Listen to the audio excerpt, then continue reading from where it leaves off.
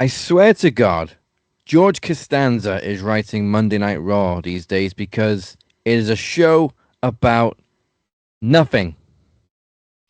We have fought valiantly for 600 weeks. And now our forces are depleted. And yet, we continue to fight. With both friend and foe. That can only mean one thing. Welcome to the Great Promo Bash. He smiled like a serpent with lies on his tongue. Now the rats have the last of the songs that he sung.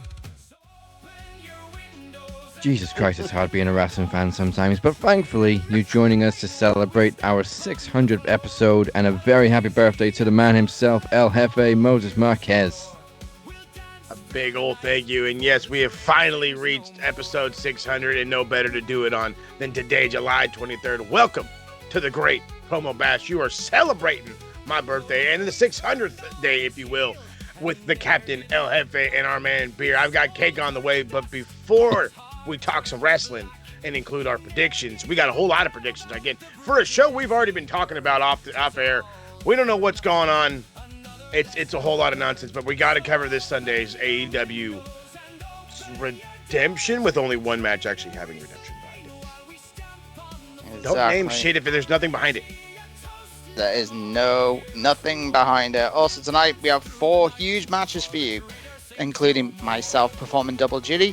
We have the first ever Great Promo Bash, including the Battle of the Masked Scousers, as Scouse Mysterio finally confronts Scouse Americano.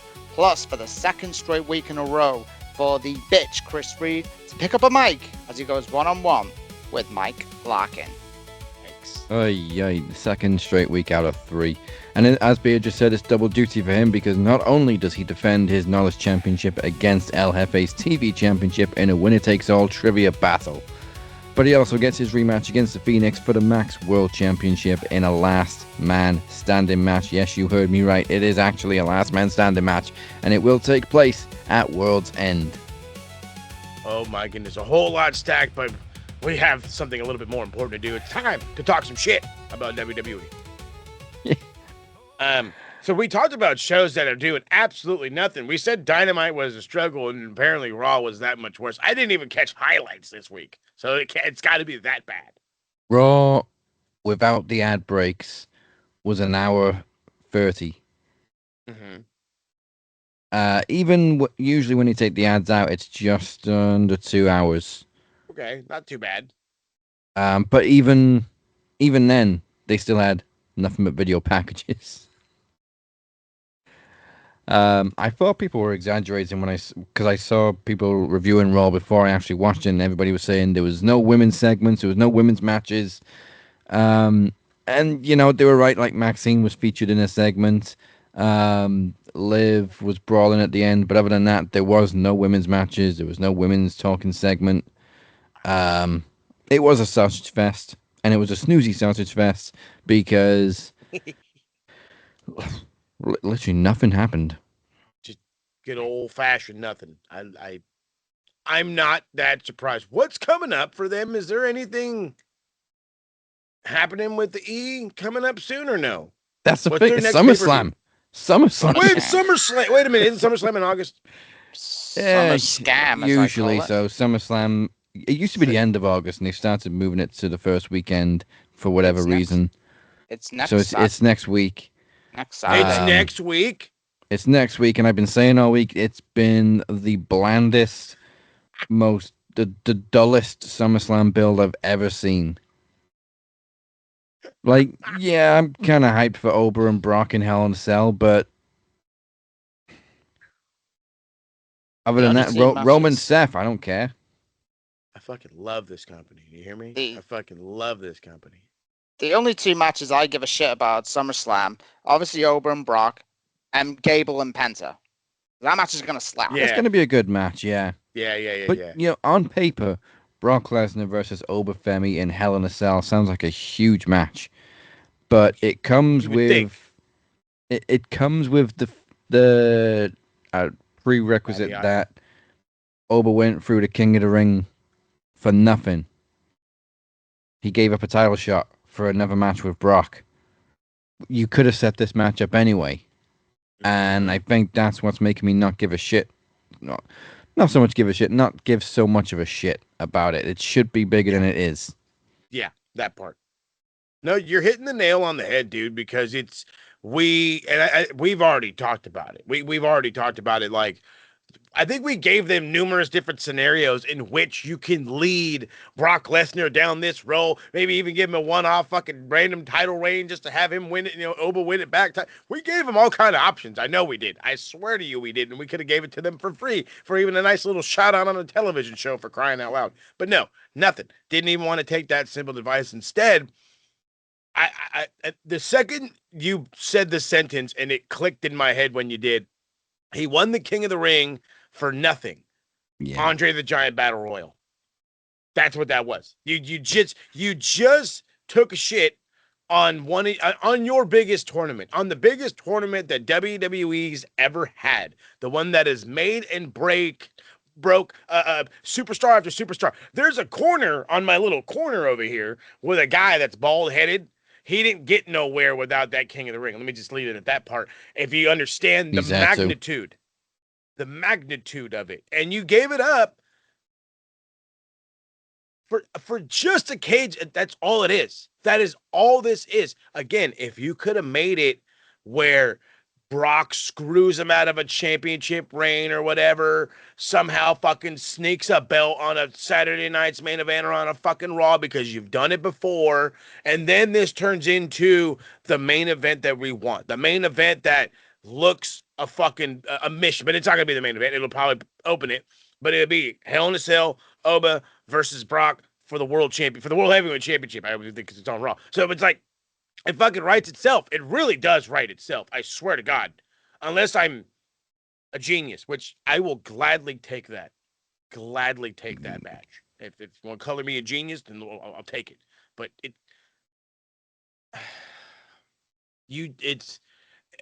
it's almost as bad as Stone Cold Steve Austin and Brock Lesnar in the first round of the King of the Ring. You took what could have been and you made it. Yeah, I this SummerSlam also doesn't feel worthy of being a 2-night event. There's currently 9 matches announced. If you really tried, you could fit that into one night. You could, and it would work, because none of these outside of, well, there's like, even the way WWE works, because I'm looking at it and I'm trying to think about all times, the way WWE works is if their story is told enough, it doesn't matter, they'll fucking cut it. Every single one of these matches could go, so you said we got 9, every single one of them can go, what was that, 12 minutes, 13 minutes? And it'd be about a 4-hour-ish pay-per-view, you know what I mean? Mm. But we're going to have all these ad breaks. We're going to have all this fucking video package. You're going to have all this. That's how they're going to stretch it out over fucking 2 nights. Is the bullshit. Yeah. Everything's going to have a fucking 4-hour story that we condensed into 10 minutes for you to watch because, like, you don't follow the product or something. I don't. I think in terms of SummerSlam right now, I mean, like I said, like we just said, 2 matches I'm looking forward to. And the rest, do you think I give a shit about this ladder match now? Because obviously I said on Extra Max on Friday, why? Who wants this 6-woman ladder match? Why am I got to see Jade Cargill in a ladder match? I don't care. Why is Tiffany Stratton not defending her United States title against... Why could you not have given that to JC Jane? JC Jane. Mm-hmm. Mm-hmm. Chelsea Green. I can guarantee you we're going to have Nia Jax in a ladder match, and that fucking terrifies me. There's 2 spots. There's 2 spots remaining. One of them's actually rumored to be AJ Lee. Okay, cool, fine, whatever. Why do we talk about, and I don't mean to fucking randomly throw a wrench at this, but I have to. Why do we consistently bring up somebody who's fucking awesome, who gets no love, who gets no attention, but yet will turn this whole goddamn company on their head like that because she has already done it once, but yet she's not good enough, but Jade Cargill is? I'm back in that fucking room of WWE Untold where they're just like, well, what are they going to do? Well, what are you going to do? Well, it's the same shit, man. It's the same shit. If it don't work, fix it. If you can't fix it, replace it. I love Jade. I get it. You don't want to be wrong. Almost every other thing you guys have gotten from AEW has fucking worked, except her. Don't fucking shoot yourself in the foot because of it. Make something out of it. Get more from it, dude. Fucking, it's that simple. Instead, Jade Cargill in a ladder match makes me just want to hurl. I'm sorry. No disrespect, darling. I can't do it. But when you have a Chelsea Green sitting on the sideline eating fucking wings and catering while her husband's getting more fucking TV time than she is, and that ain't much, I'm beside myself. And then Jordan Grace apparently is already on her way out because they ran out of things to do with her. Why? Because she doesn't fit your stereotype? Because she's not womanly built, she's strong. Is that what this is now, dude? So you fucked an opportunity to make let me rephrase this. You messed up an opportunity to take somebody that you already had over, who came in from a different company, who was already over in your company, and said, you know what, we're just not going to use you. He didn't need to do anything. He just needed to build. Simple building of somebody, and watch her be like, oh, hey, watch the fucking merch sales go up. Watch the fucking TV time go up. But they don't want to risk it. You don't hit today, you ain't going to hit tomorrow. Stupid. Jordan Grace's physique is the most confusing part for me because you look at her in TNA, she was a jacked motherfucker. Jacked. She was literally the female Scott Steiner. Literally. And then when she came to WWE, she changed to fit the WWE mold a little bit more. She softened. Got softened. She was doing full-blown bodybuilder competitions in TNA, like getting leaned out.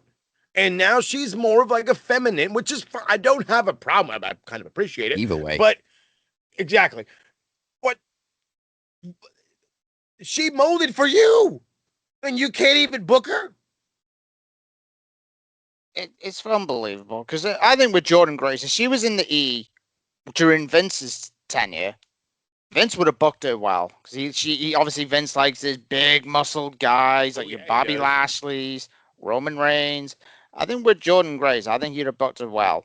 But with the Jordan Grace, she's in main event purgatory. Think of the other women as around as well. Julia, where's she? Kiana James, where's she? Yeah, they started off feuding. Yeah, and it ended on main event. And I'm going to go on a tirade now. WWE sucks right now. WWE sucks. AEW have their problems, but Raw was a disaster. Where's now going to be the bill for Lyra? After, obviously, everyone's whinging about Lyra and obviously the whole Bayley situation, which obviously we'll touch on. Why are we having a rematch from 2 weeks ago with Sol and Raquel? You know what? Funny, actually. Just I saw the lineup for this week Cummins Raw before I saw this week's Raw.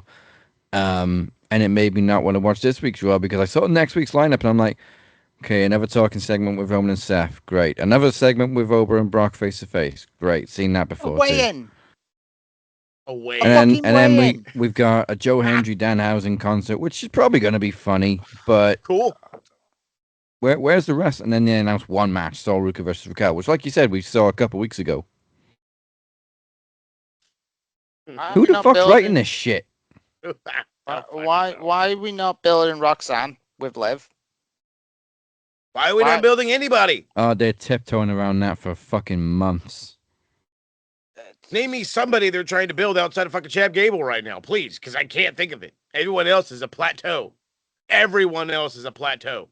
I don't think they even tried to build Chad Gable. It's just he went to Mexico and he exploded, and they're like, okay, we got no choice. Mexico put him over. I love how simple that is. You leave here, you go somewhere else, you get so over that people are like, hey, why do you like him so? Oh, that's why. And then, ta-da! Also, LA Knight, I don't know what the fuck's going on with him. Oh, God. I don't know if he's like, I mean, he's got to be frustrated, but like his promo this week was just so, it was basically, I'm better than Roman Reigns and I'm everything Roman Reigns, which, okay, you got organically over, but in the grand scheme of things, I don't think Roman's got any reason to be jealous of someone in the position of LA Knight. Now, I'd like LA Knight, but he doesn't really have a high hill to stand on. No. LA Knight, I think, is talking a big game with that one because, did you get organically over? For damn sure, dude. But let's keep it funky here. You got over in TNA. I wish I had the button right now for a button. Dummy. Yeah. I love it. It's the best. And that allowed you to have a bit more airtime and a bit more prowess, and people got behind you. I've called you it, and it's the fucking truth every time I say it. You are a copycat version of both Stone Cold Steve Austin and The Rock at the same time. That's it. That your promos are The Rock. Your wrestling style is Stone Cold. Like, you wear the vest like Stone Cold. You have it's cool. I don't give a fuck. You got over with it, brother. You're making the brand. All I can do is sit here and be jelly. But you didn't get organically over like that. I hate talking about Roman back in the day, but let's be funky. When the cat said nothing, he was more over than dummy. Yeah.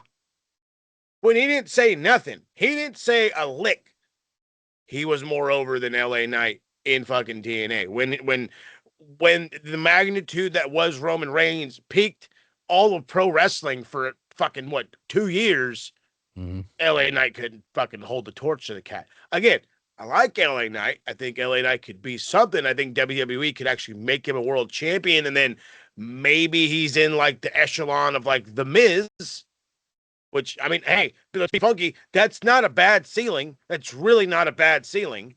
Oh. But you're not gonna be fucking Roman. You might be better than Jay. Oh, it's not difficult. Hey, it's a win somewhere. I mean, he's also in his mid-40s, LA Knight. Hey. I do wish they would have given him an opportunity to be a main event player or a world champion a couple of years ago, but obviously Roman was in the position he was in, so he had no choice or any chance. But I just feel like if he hasn't hit it yet, they're not going to push him through that ceiling. I think you're right. We know how WWE books people, and somebody in their mid-40s, they're not going to sit in that stupid office on Unreal, and Michael Hayes isn't going to go, hey, how about we give that mid-40-year-old a chance? The exceptions to that rule being a CM Punk and a Brock Lesnar. Yeah, who have already achieved so much but for the obvious. years ago. They'll touch on other than that, as well. Yeah, God, I haven't watched Unreal yet. I've just seen clips and it's bad enough. Because the funny thing is, it's them exposing themselves for how fucking inept we believe they are. Particularly Michael Hayes and Bruce fucking Pritchard. And Triple H has just become his own yes man.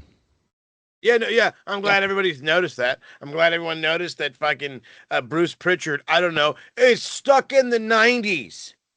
I said it when he ran NXT, and he almost killed the damn thing. Same with TNA. He's stuck in the 90s. Doesn't have a clue. I've never liked his booking. I've always thought he was in no position to be an authority figure. And just his inputs on Unreal just show how useless he fucking is. Fucking useless, bud. He's awful. Useless.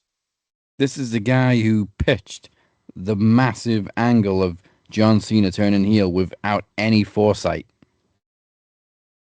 Mm-hmm. Yep. Oh yeah, it's a great idea. Okay, you've got point A. What about B, C, D? I have no idea. He knows how to get to the first destination, but that was to get gas in the car. Now to get to the arena, but I don't know. He can turn the ignition, but he can't change gears. Oh, but I love all these analogies. Were they drunk on Saturday after Saturday night's main event? Getting drunk and high, fam. And they thought, oh, we got to write a show on Monday. And I had someone on Twitter actually said, I'm going to go back to Jordan Grace in a second, actually. Someone said that Monday Night Raw was the worst they've ever seen. It's up there. Fuck. Did they go back? Did they watch 2018 and 2019, 2020 when it was that bad? Honestly, I'd lump this week's show into that bracket. It was awful. Yeah. So I touched on a few points of why Raw was fucking awful. Who remembers Retribution? I'm looking in the air like, huh? Slapjack, Mace, and T-Bar. 3 Oh careers God. and Reckoning and Retaliation. So you killed 5 careers in one night. Lashley and Lana's wedding. Who remembers that? Oh, God. That's when Liv Morgan was a lesbian for 24 hours. Yep. Making all the kids' dreams come true. What about Bobby Lashley when he was with Leo Rush and he was bending over and slapping his ass? Hey. I kind of thought that was funny. The Big Dog era. What about Bailey, This Is Your Life? What about the dog food segment with Roman Reigns and King Corbin? People don't realize how fucking awful Monday Night Raw was. I'm not going to say this Raw was the worst I've ever seen. No, definitely. It's the worst of 2026, but not the worst Raw ever. John Moxley, when he had those shots up his ass, and then he came out in a Bane mask the week following. That was bad. And if I'm going to touch on Jordan Grace, this is what I do. Save a career, send it to AAA. And let her run through the women's division. Because Taker will book her well. Fuck yeah, he will. Mm-hmm. Taker book of the year already. Take needs to chill out, brother. He's going to end up in the fucking booth with the rest of them, and he's going to be like, oh, fuck. Now I see why you guys fucking fail every week. And piss off the dead man. He really about to throw some hands on some people. Yeah. Taker knows what he's doing. Hey, right? And for a product that he didn't watch on a regular fucking basis, the guy's a booker. He actually understands what's going on and gets the feel, the organicness. He's very old school, but that old school mentality, I hate to say this, it's working. Yeah. You know what, though? I did an extra match a few weeks ago not so much defending Triple H's booking, but like when Vince Russo went out there and said he doesn't know how to create anything. When Triple H does have a history of being very creative and a good writer, but it's getting harder and harder to defend him. Yeah. And I said, he's got Netflix to answer to. He's got all these sponsors to answer to. They all want to get their shit in. But that doesn't excuse poor writing. Like, yeah, okay, it interferes with the flow of the show, but these storylines are shit. Oh, boring. Shit. That part. Even CM Punk and Cody Rhodes is confusing as hell. It should be a face versus a heel. There should be a marquee match, but it's just they're both baby faces. There's a little bit of tension, and we're gonna team them up together for no reason. Oh, God. Because they're friends. This is I love coworkers that don't watch wrestling as much as I do. I have a buddy of mine. He will remain unnamed because he would get like a fucking comedy contract after this shit. We were talking about this in the office yesterday, and it was, hey, they're gay. And I'm like, what? Whoa, where did that come from? He's like, well, look, it's like awkward, weird tension between them. Like, they're both a good guy, but one guy's doing a little bit of bad guy stuff. The other guy's doing a little bit. They're trying to add tension. It's like they're gay, but they just don't know that. Like, they're trying to come out of the closet for each other, but they're just, and I'm like, dude, you're fucking spinning this in a whole other direction. He's like, no, they're just gay. I'm like, I love this. I love the outside look because but I've been thinking about it and he has a point. If I do this, I'm whatever. It's like the slap with the belt I thought was funny. I was like, motherfucker, you're standing right there. Move. Like, it's your own goddamn fault. But then the way like Cody was like, I'm like, okay. And then Cody gets his come up and I'm like, oh, what the fuck are we doing? So what are we doing now? I think they want to try to make this feel like little brother, big brother. Oh, well, but then there's that old story of, well, then who's going to go tell mom first? I don't, as much as I should care, you're not letting me.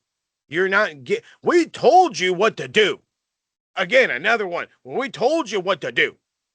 Punk goes in there, fucking does what you could have him fucking just kick Cody in the nuts today. You can have it fucking happen on Twitter. Kick him in the nuts right now. Dead ass. Like fucking wake him up. Bam. How much did I preach last week Let Punk go full heel. It's the only way it's going to work. It's that simple though. But that's the problem. That is the problem with this fucking creative room. Let's just call it that. The fucking creative room with no creativity. The circle jerk. Clown room. Thank you. Both of these are fantastic. But simplicity ain't so fucking simple sometimes. And it's staring him in the face. Just make him the bad guy. Just make Punk the bad guy. Oh, but it'll kill his reputation. It'll make people not want to watch him. When? Tell me right now when. Because when he was fucking trying to be thank you. When he was trying to be a fucking bad guy in AEW, we didn't give a fuck. We were actually for it because it works. When he was a bad guy in the Summer of Punk, the thing that you guys were trying to fucking recreate, he was goddamn beloved. Mm-hmm. Yeah. And you're just like, well, no fucking well. Just pull the damn trigger. Get you a fucking heel. Get you a fucking. We're a week away. It's on the 1st. You fucked this. You fucked it bad. I don't know if even kicking him in the nuts on fucking Twitter right now would really do anything. It might.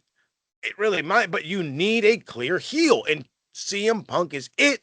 We're going to drag our feet. We're not going to have it. Best friends fight, I guess. And then one guy's going to go bad. Because, I lost, and now I'm upset. And watch it be fucking Cody. I had to hit my mic because I'm so fucking frustrated. The awkwardness was there on SmackDown when they were backstage, and Cody's like, okay, so I'll see you next week. And I'm like, yeah, I'll be here. I'll see you out there. Yeah, next week. Yeah, but I'll see you out there. Yeah, watching the monitor. No, I'll be here. I'll see you next week. And it just went on forever. So, why is it so different for AEW when they've got Will Ospreay and Kenny Omega about to feud, who are also both babyfaces, who are also going to go for the world title on a big show, but that's somehow better booked?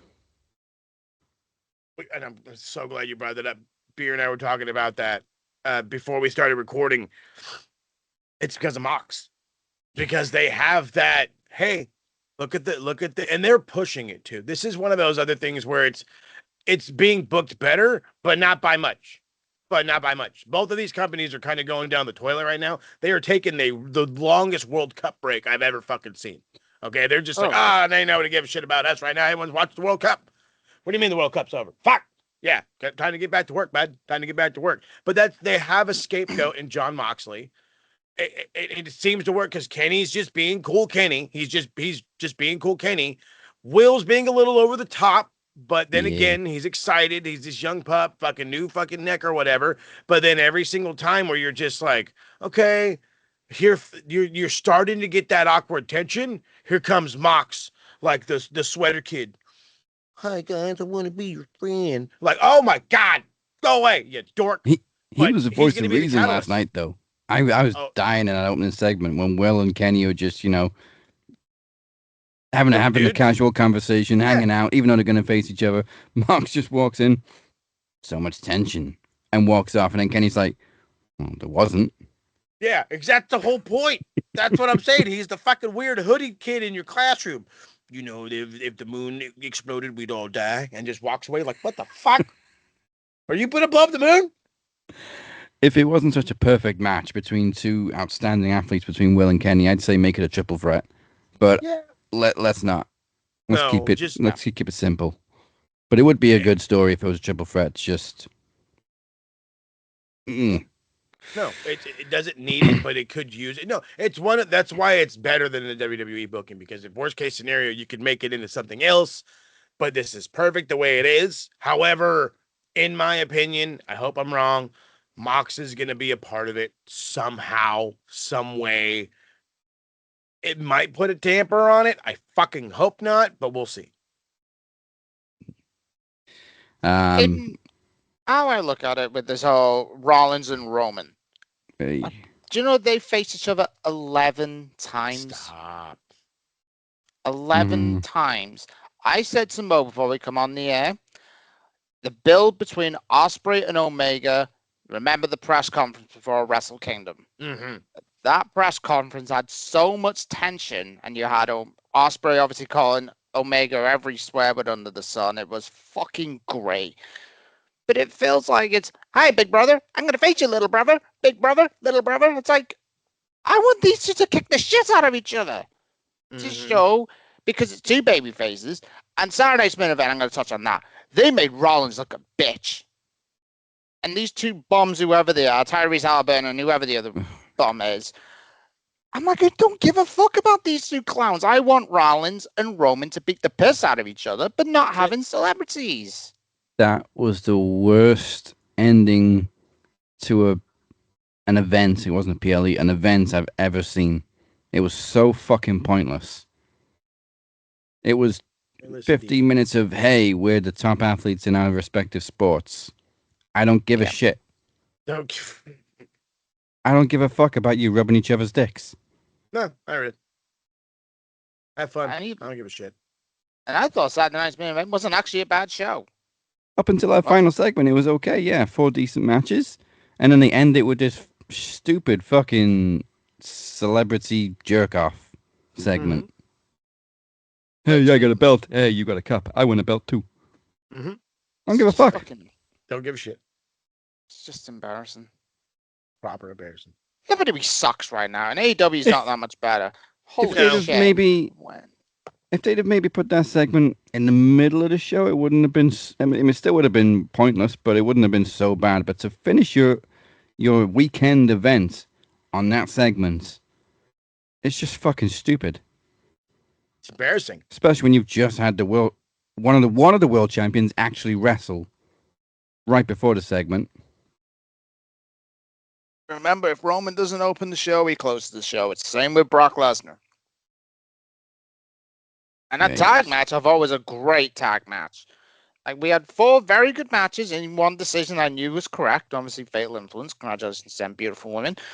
But who cared about that ending segment? It was Roman or farming for 10 minutes, and I'm thinking, this is going to be the death of pro wrestling as I'm watching it. Way too much celebrity involvement. And yeah, celebrity involvement's always been a thing in WWE, but it's getting too much. It's getting pointless. It's getting pointless. Yes, I'm about to say, I was like, you can come up with and for the first person that says that Drew Carey was pointless, you don't get the shtick. Okay? You didn't get the shtick. That's not my problem. If you don't understand why Pete Rose, you don't get the shtick. Okay? Like, there's certain ones that it makes sense. We're just hodgepodging.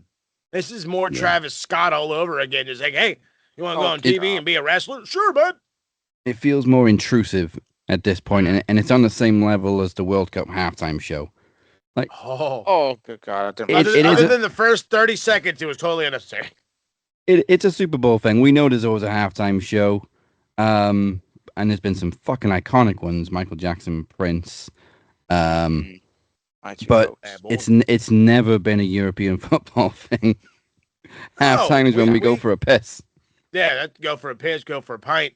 The peas, you know what I'm saying? You make time, you make use of your time. That is the point of the half. And you've literally got ex-footballers on the show during halftime. What did you think of the halftime show? I thought it was crap. Yep. Shower Winry. Thought it was crap. I thought that was fucking hilarious. Fucking Terry Henry is the man. Thank you, Terry, for being fucking Zlatan, dude, for being the most like brutal fucking commentator. Too bad he's done. I love him. I don't know who to blame for it, but not every industry needs to cross over. Basketball is basketball, boxing is boxing, wrestling is wrestling. And you want to know the craziest part about all that? You bring that up, and they're actually starting to ask the question out here: Did they Americanize it enough for us to like it? Like, fuck off! Don't Americanize my shit, dude. Don't do it. Like with Pete Rose and Drew Carey, that was harmless because every year we had a bit of a story because Kane obviously beat the piss out of Pete Rose for 3 WrestleManias in a row. Mm-hmm. That was harmless. And Drew Carey, obviously an entertainer, and obviously he threw himself over the top rope, which I've always entertaining. He tried to take Kane first. The gimmicks made sense. The shtick made sense. None of these do. Yeah. This was harmless. And Mike Tyson, too, you know, for all his faults, he was one of the biggest boxers in the world, and then he's up there with Stone Cold, who is the biggest wrestling star in the world at the time. And they clash. Exactly, the night after that Royal Rumble, and Tyson played a part in the story between him and Austin and Michaels. But then you've got Roman Reigns, who's the current WWE champion, and then fucking MVP from the NBA, but there's no point to it. They're just, like I said, shaking each other's dicks. I know. I want to give you guys a quick celebrity involvement that makes way more sense than this, and I only need one word. Gronk. Please, If no. you can make that shit work, what the fuck are we doing over here, dude? I don't need look. Congratulations to the Knicks. Dead ass. Fucking good on you. I remember when you guys were dog ass, and that was most of my fucking life. And you guys won a ship. Hey, proud on. Hey, when my fucking club wins a fucking cup, dude, I'm fucking in there too. So I'm all about it. The crossover doesn't always have to happen. Okay. Just because that's peaking doesn't mean this is going to peak. Just because that's happening doesn't mean this is going to happen. I remember when I think it was both pro wrestling shows were trying to do this MMA involvement, having consistent different MMA fighters or whatever around and to try to make the sport feel more legitimate. That wasn't so bad. This just reeks of TKO, which I'm sure everybody's already been yelling at us through their fucking screens. It's all TKO's fault. It's all TKO's fault. And you're 1000% correct. But it's why we yell at Triple H, because the last time we checked, it's still his company to run. Yes, he's getting investors, and yes, TKO's got a bunch of money in the pocket, but if they have that much creative control, then step aside, my guy, and let him just bring somebody else on. And then that way we actually understand why this product is so garbage, other than the people we thought we trusted, the wrestling minds we thought we trusted, are in there like, there. Because that's exactly what, that's 90% of their conversations. There. Somebody's drooling. Maybe somebody's asleep. And we have the whole Tom Brady situation with Logan Paul. If we see Tom Brady in a wrestling ring, I think I'm just going to give up permanently. It'll be the death of WWE. I love Tom Brady. Obviously, he won me so many Super Bowls with the Patriots. Obviously, I'm a Patriots guy. And Tom Brady is the greatest quarterback to ever played NFL. But I do not want to. I do not want to see him in a pro wrestling ring. We saw Gronk host WrestleMania 36, and he won the 24/7 title. Who cares? That made more sense than this fucking homeboy hanging out with Roman. I want good creative and good television. Is it difficult to ask? That segment should have been no longer than 5 minutes, and it shouldn't have been on a PLE. Nope, and nope, and nope. Well, free PLE on a YouTube show. Same. That show should have gone off the air with Rollins on top again. And then you have Monday, then Roman probably end up being on top. And then it's going to think, who's going to win at SummerSlam? Because both guys have beat the piss out of each other. Seth's looked like a bum this whole feud. Oh, yeah. Oh, they made Rollins look a bitch. And I love you, Seth. He's come back. Sad. Very sad. But this is something that's not sad. It is time for our first match of the evening. It is one out of 3 promo showdowns, and it's been built. There's a story behind it. It's Scouse Mysterio versus Scouse Americano. Now, during the King of the Mic, Scouse Americano just showed up out of nowhere and started talking shit about Scouse Mysterio. Scouse Mysterio then blamed losing the King of the Mic to Cypher. Actually, no, to El Jefe in the semi-final. On the mind games played by Scouse Americano. So now they're finally going to go one-on-one. It is Scouser versus Scouser, the promo Merseyside Derby. Ole, ole, ole, ole, ole. Ole. Ole. Ole.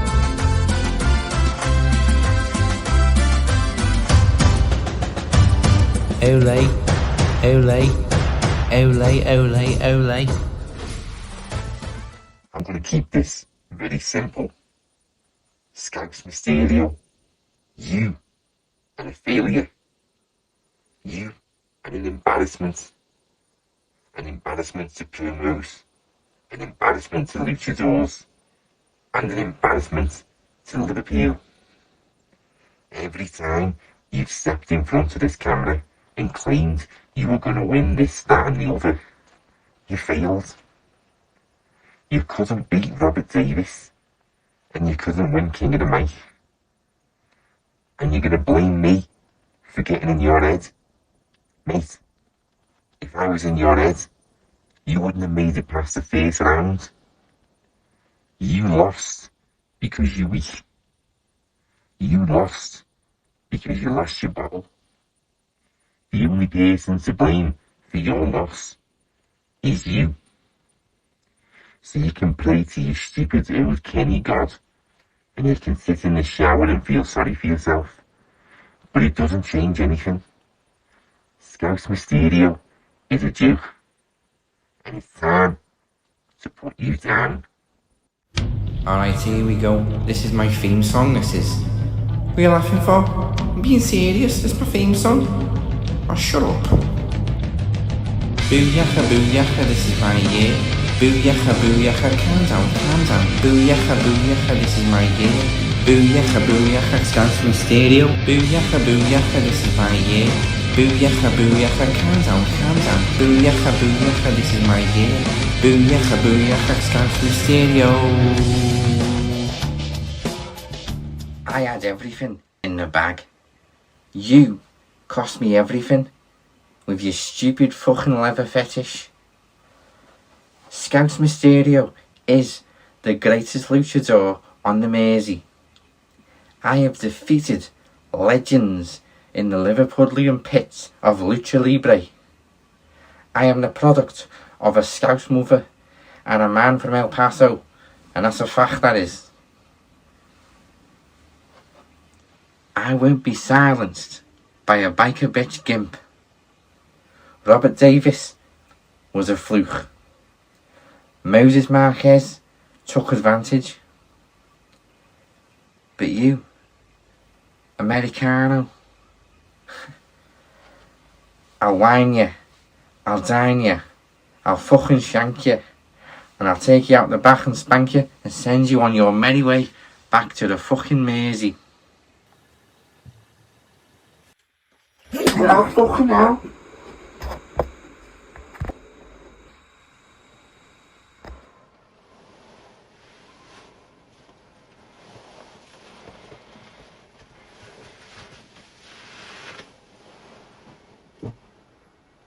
Do you miss me? And I'm not just talking to him. God, I need to call the hacker because fucking we're getting hacked all over again. What the hell's going on? What thought we got Do you not update your fucking firmware or something, dude? What the fuck's going on around here? What on earth is he doing back after making my life miserable for nearly 8 months? Ruined my championship dream, ruined absolutely everything. I'm glad you're saying he and not pointing the finger at me, because that was certainly a shock to the system. All three of us have plenty of history with Anon Mascaras. I myself was the first victim 3 years ago. We never found out who was under the mask. I picked the mask up myself 2 years ago, and unfortunately, Bea was the victim. But hey, my hands are clean this time. I can only imagine what's going to happen, but I do know it's trivia time. So from both being involved in Anon Mascaras' previous feuds, fuck yeah, I gotta turn they're around now and going think against now, each shit. other. It is time for both the Television Championship and the Knowledge Championship to be on the line. Winner takes all, El Jefe versus Bea. It is best of 7, so unlike traditional trivia, we're not going to go all of your questions at once and then we'll go to the other guy. We're going to go one by one, back and forth. Like it. Okay. Best of luck. Okay. Yeah, I would say challenger first, but you're both challengers. As it's his birthday, I'm going to let El Jefe go first. Hey, I'll take it. Okay, then. There we go. All right, so let's get to it. Your questions first. Here we go. In John Cena's WWE debut match in 2002, who defeated him? Kurt Angle. Boom. Right on the board. Softball to begin with. 1 point to El Jefe. Beer, your first question. Who was the first person to cash in a Money in the Bank contract at WrestleMania? Seth Rollins? Yeah, WrestleMania 31. The heist of the century. Point apiece. Forever. The greatest cash in ever. That part. All right, back to Moses. Who did Kazuchika Okada defeat to begin his record 720-day reign as IWGP Heavyweight Champion? Oh, crap. Fuck it. Shit. All right. Tanahashi always comes to mind, but I feel like that was Naito at that time. Because I know it wasn't Kenny, because once Kenny won it, Naito fucking win. I'm going to go with Naito. Tetsuya Naito is the right answer. It usually is a toss-up between Tanahashi and Naito. It really is. Isn't Kenny the one who ended that era. reign? Is that What's the reign that? that Kenny ended? Yes. There we go. Okay, 2-1. Back to beer. What was Roman Reigns known as during his rookie days in FCW? Oh, Fuck. I know it, but I just can't pronounce it. Is it Akini or something like that? Yeah, it is questionable pronunciation. I'll give you another shot. Oh, for fuck's sake. Akini? Yeah, it was Liaki. Liaki, I was... Okay, so it's still 2-1, advantage to El Jefe. Question 3. Who did Kenny Omega defeat to win his first AEW World Championship? At Winter is Coming. I want to say John. God, I want to say John, but something tells me that I don't feel right. Because I don't think he beat MJF yet. Was it Samoa Joe even? No. Crap and a half. Who else could have been fucking champ at that time, really? First AEW championship. They're fucking trying to do something. I'll go with Mox. Mox. Yes, it was John. Another safe bet, John Moxley. I think that's the one Mox won off of Punk, and then Kenny beat Mox for it. Sounds about right. Mox beat Jericho, and then Kenny Punk Punk wasn't there yet. Winter is Coming was 2020. Damn, that far back. Mox beat Jericho. That was Sting's debut. That's right. Yes. Oh, what a night. Okay, 3-1. Another chance for Beard to put points on the board. Question 3. Who was the first person to win the NXT Championship twice? Nice. Samoa Joe. Yes, it was Joe. I always think Nakamura, but he was feuding with Joe at the time. Joe. Okay, 3-2. Back to Moses. Who was the first AEW wrestler to win the Tag Team Championships and the TNT Championship? God damn, that can't. No, that's not right. I want to. Don't do that. Fucking. Scorpio Sky. Yes. I don't. Why the? I was about ready to just fucking screw myself. Oh, thank God. 4-2. Next question for Beer. Which Japanese icon won his third G1 climax in 2018? Oh, thanks. I'm not going to New Japan. Really? This one should be. It's a handful of names. Japanese icon. There's not many. Well, there is. Tanahashi. The ace, Hiroshi Tanahashi, is the right answer. Yeah. That was the safest bet I could have said. I was going to say Okada. I was about to say, I was like, you could have won either one, big dog, and you wouldn't have been bad. It wouldn't have been a bad guess if you went Okada. But no, yeah, it's the ace, the short-haired guy now. Oh, yeah. Thank you, Tanahashi. Presidential ace. There it is. Okay, it's still kind of close. 4-3. Next question. The Mechanics went on to win tag team championships in NXT, WWE, and AEW. What is their current team name? FTR. Yes. Fuck the Revival. I I actually swear didn't know that's they still used to why be they called the call themselves Mechanics. that. Yeah, no, trust me. Travis had informed me numerous times of that little tidbit. And Dash and Dawson, and then the Revival, and then FTR. Love Yeah. it. The Mechanics. The Mechanics. Simplistic, baby. Is that where Shatter Machine comes from? Yes. Hey. Cool. Okay, question 5 for Beer. At TLC 2012, Amir's favorite number, The Shield defeated Ryback and which tag team? Team Hell No. Yeah, it was supposed to be Ryback and Punk, but Ryback missed the fucking table. Dumbass. Take me back. Oh, yeah. Oh, Lord. All right, it's still fine. There's only 1 point separating these two still. Second to last question for Moses. In what year did Kenny Omega win the G1 Climax? Ah, shit. Fuck yeah, he only won it the one time. God. I know I'm gonna botch the year. AEW started in 2018. Sounds about right.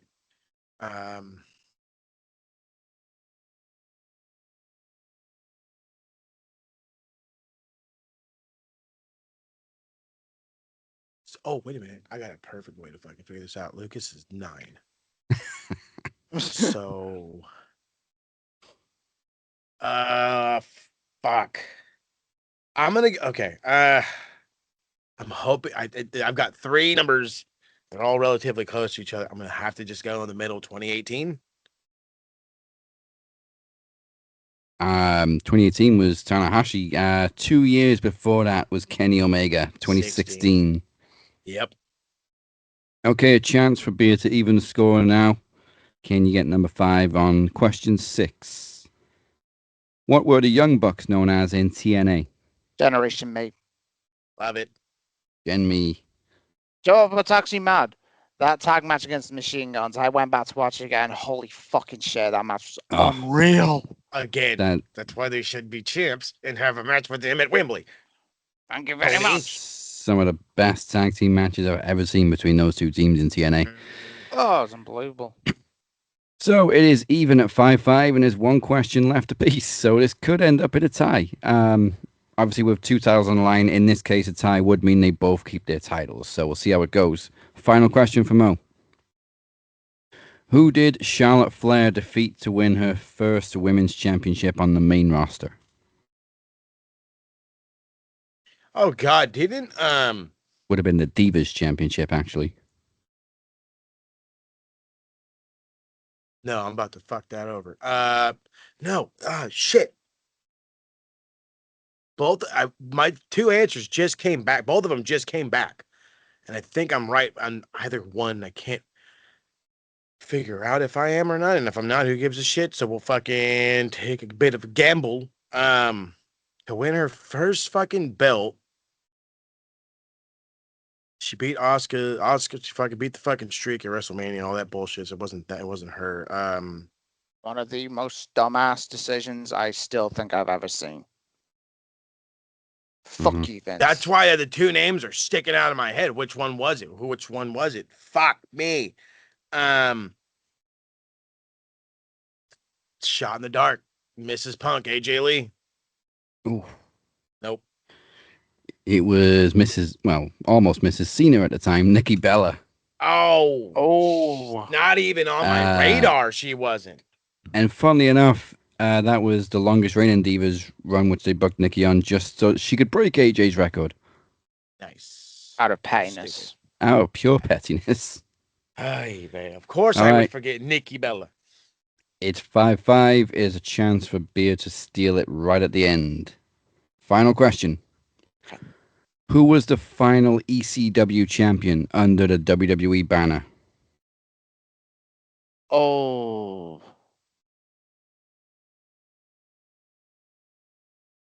Oh, towards the end, it was think I know. Christian. I was thinking Christian initially, but I remember Christian dropped the belt because he went up to SmackDown. God, the dark days of ECW. Wasn't Tommy Dreamer. Oh, it's not who I thought it was. That would have been Holy very shit. appropriate. It's not who I thought it was. I'm going to take a big punt. I'm going to go Ezekiel Jackson. Ezekiel Jackson was an ECW champion, and he was the final ECW champion. 6'5", you took a man's belt on his birthday. It is what it is. This is why we do these things. This is why we have these competitions, to prove who is the best at any given time. Congratulations to you, sir. I honestly thought it was Kurt. I really did. I don't know why Kurt stuck in my mind as the last champ. I forgot all about fucking the pots. Off the top of my head, I probably would have said Christian. I knew Christian was one of the second. Christian was definitely one because I remember he dropped the belt because he got drafted to SmackDown. So I was like, that. I was just a freak guess that. I'm sorry, Mo. Not much came of Ezekiel Jackson. What was Monty Brown's name again in ECW? Oh, Marcus Corvon. Oh my God! How the fuck the hell? they fumble Monty Brown? He was a fucking demon in TNA. Monty Brown was cool. Whatever happened to Ezekiel Jackson? He would have been Vince's. Should have been Vince's wet dream. You would think. Yeah, he left WWE in 2014. Briefly went to TNA. Briefly appeared on Lucha Underground as Big Rick. Yeah. Oh yeah, Lucha. And then he retired in 2015. Now he just trains. Big Rick. Yeah, Lucha Underground back very soon. That would be a move right there. You really want to revamp something, bring back them. I'm curious now what happened to Monty Brown because his ECW run sucked. Oh God, you don't say. Didn't they have him with Matt Stryker and Kevin Thorne in like some bum group, and Elijah Burke? Yeah. Yeah, the New Blood. The New Bloods, because they faced the OGs in there, Sabu, Van Dam, and Sandman, and I can't remember, Tommy Dreamer. Tommy Dreamer, yep. He took several months off for family issues, and then after 3 months of inactivity, WWE just let him go. Shocker. Couldn't you drop the ball with Monty frickin' Brown? Oh yeah, he was a beast in TNA. All right, so wait a minute. How many times have you won a TV title now? Is that number 2? Number two. There we go. So we got a new TV champion, and that's how trivia goes. It is best of 7. And you know what? Hey, the trivia was tailored to both of you too. Again, that's why we do this. This is why I tell y'all each and every week to get on the Facebooks, because if you think you can do it, prove it. It ain't as easy as it looks, fam. So we don't know what's next for the Knowledge Championship, but obviously we do know we have the traditional winner stays on. Actually, gauntlet for promo series. Let me do that right now. Mo, I will give you a rematch if you are interested at Promo Slam. Oh. That'd be next week. Would you like a rematch next week? I would take a rematch next week. Absolutely. Why not? Let's roll with it. From the presence to the presence, we'll roll with it. I love it. Again, anyone else can hop on this gimmick. Let's keep it funky. We don't know what happens after Promo Slam, but we'll get to it when we do. So yeah, no, I'll gladly accept that one. Yeah, but traditionally we used to do triple threat matches every year for the Knowledge Title Promo Slam. So if somebody does want to jump on, but otherwise, how are we doing it? We best of 7 again, 3 stages, full knowledge. Tell them, however you want to handle it. I'm gonna let the challenger pick. Oh, fucking hell! You shouldn't have did that. Nah, I want the whole gamut. 7 ain't enough for me. 3 stages, bud. All right. We're gonna do this. Let's do this for the funds. I accept. Hey, you know what? You can confirm it yourself. You're the GM. That's why I say it, man. If I could only make the announcements pop up as I say them, that's the hard part. Let's do it.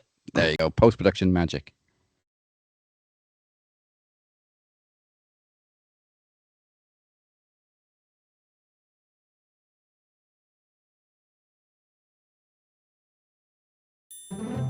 Here at Max Wrestling, we love working with others to sell... Bracelet. Not now, Trevor. Nice bracelet. Yes, it's a very nice bracelet. I want bracelet. No, you can't have this bracelet. Where you get bracelet? Well, I'm glad you asked. For high-quality handmade wrestling bracelets, check out unofficial Mania merch on Vinted and Instagram at umm.wrestling.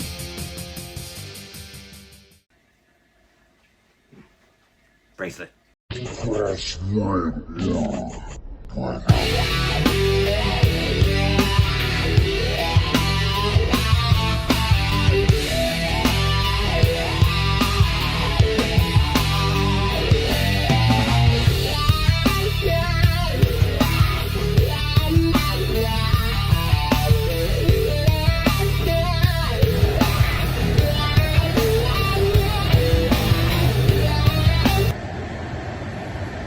Son of a bitch.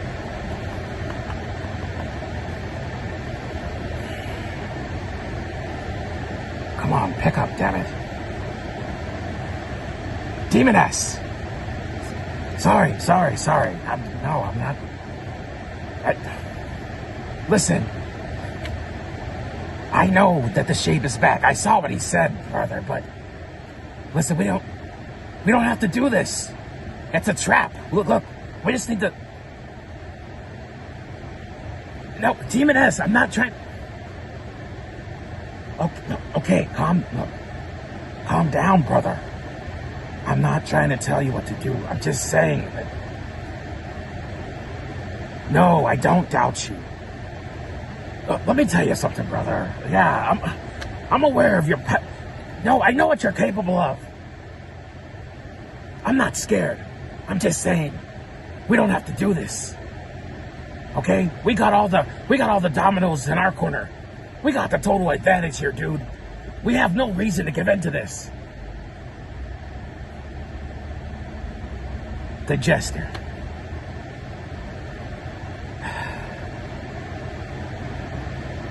I'm with you, okay? You know that. If you say we're doing it, then we're fucking doing it. But fuck.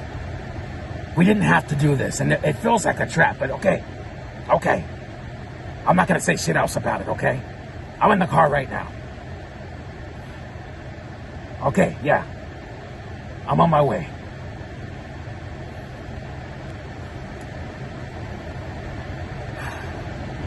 God damn it, brother! Fuck!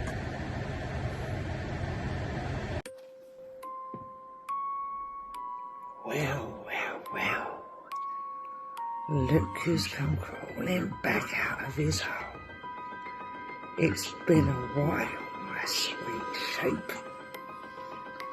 And I'm curious, so curious, why you, of all people, would come back to help a mortal, let alone one that's trying to resurrect someone.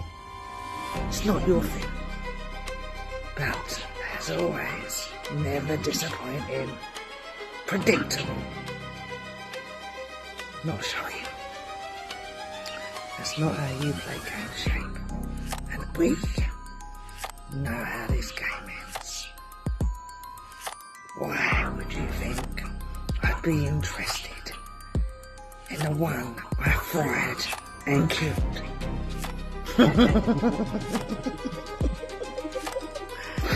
It was so fun watching him, man.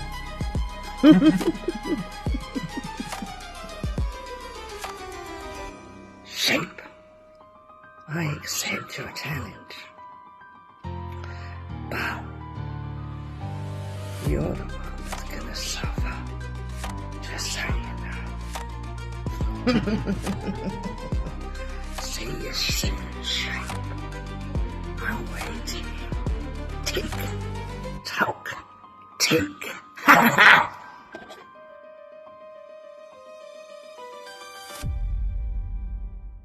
This is the voice of Killer Cross. And right about now, we're about to take it to the max. Ladies and gentlemen, welcome to the Madhouse. Welcome back to Max. I am your captain along with El Jefe and Beer. Speak their names and they appear. If you like what you've seen so far, make Max Wrestling your new home. We have Sticky... No, we don't have Sticky. We have Cheerios. Hey. All you got to do is drop people's elbow on the like button and a 5-knuckle shuffle on the subscribe button because that's how the algorithm works. We're here every single Thursday because it's a Thursday thing. Hashtag Max on Thursdays. Hashtag you could be a champ if you try. For those that prefer the old-fashioned podcast, head on over to SoundCloud, Spotify, Apple Podcasts, whatever it is you get your favorite podcast. And for all things Max Wrestling, we got you covered there too. Head over to the beautifully done website. It's just a click away. MaxWrestlingNet.weebly.com. And also, do not forget to join Cypher for the Aftermax Live on Facebook right after the show. QR code is on to our Facebook group. It's on the screen as we speak. Now, there could be guests. There could be challenges. It is the most unpredictable show as they come. And also, if we do have the Demon Ass hopefully on the show, we will have women on the show. So scan and go after the show, unlike Monday Night Raw. Oh, God. Yeah. Bazinga. I love the Bazingas. Just don't say her name out loud. You say it too. It's like Joe Hendry. You say it too many times, she'll appear, and I just might wet myself. Still to come, though, we got some better action for you, not scary action. Chris Reid takes on Mike Larkin 2 in a promo exhibition, a return of the tour of Chris, and a gigantic, absolutely astronomical last man standing match. But before we get into any of that, it may not be the black and gold, even though that's on the comeback. He is the new double champ, maybe even 3 champ. We don't know, but Beer gets his time to top the NXT round.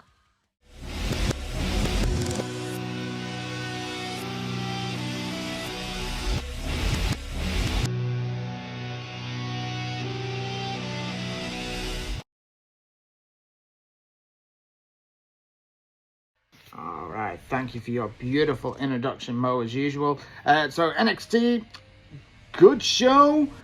Main event was great. Some parts I thought were a bit meh, but the main event I thought was absolutely great. So kicking off, Robert Stone tells the referees main event between The Rock and Tony D'Angelo cannot couch before the main event.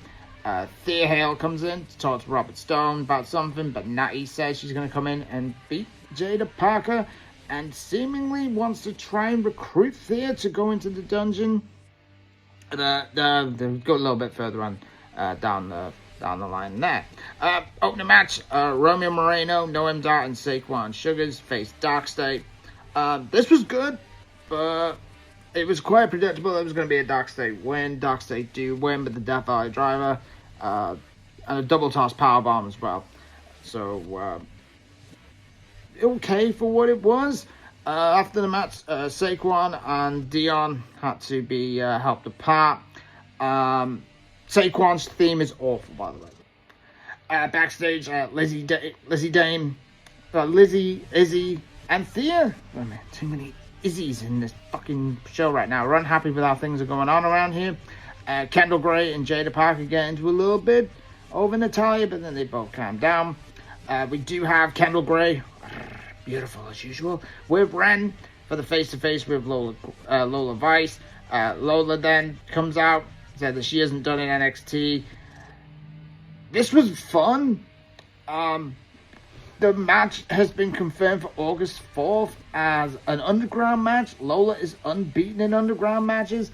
Gray had a perfect line saying she'll kick Lola's ass before she can go back to shaking it. This was very good. Love the line. I love Kendall Gray. Love her way too much.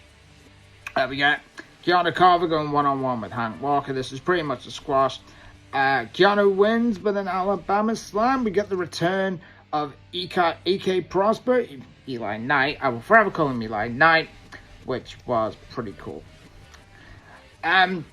We do get a pre-recorded segment with Shiloh Hill. He purchases a tooth from Danhausen, and he said he's happy to accept Bitcoin. I don't want Danhausen being overexposed in that aspect. Like I said, we all love Danhausen, but I don't want him being overexposed. So Shiloh Hill has a bit of concern, saying that the teeth is cursed. Getting Natalya going one-on-one with Jada Parker. This was good for what it was again. Jada wins.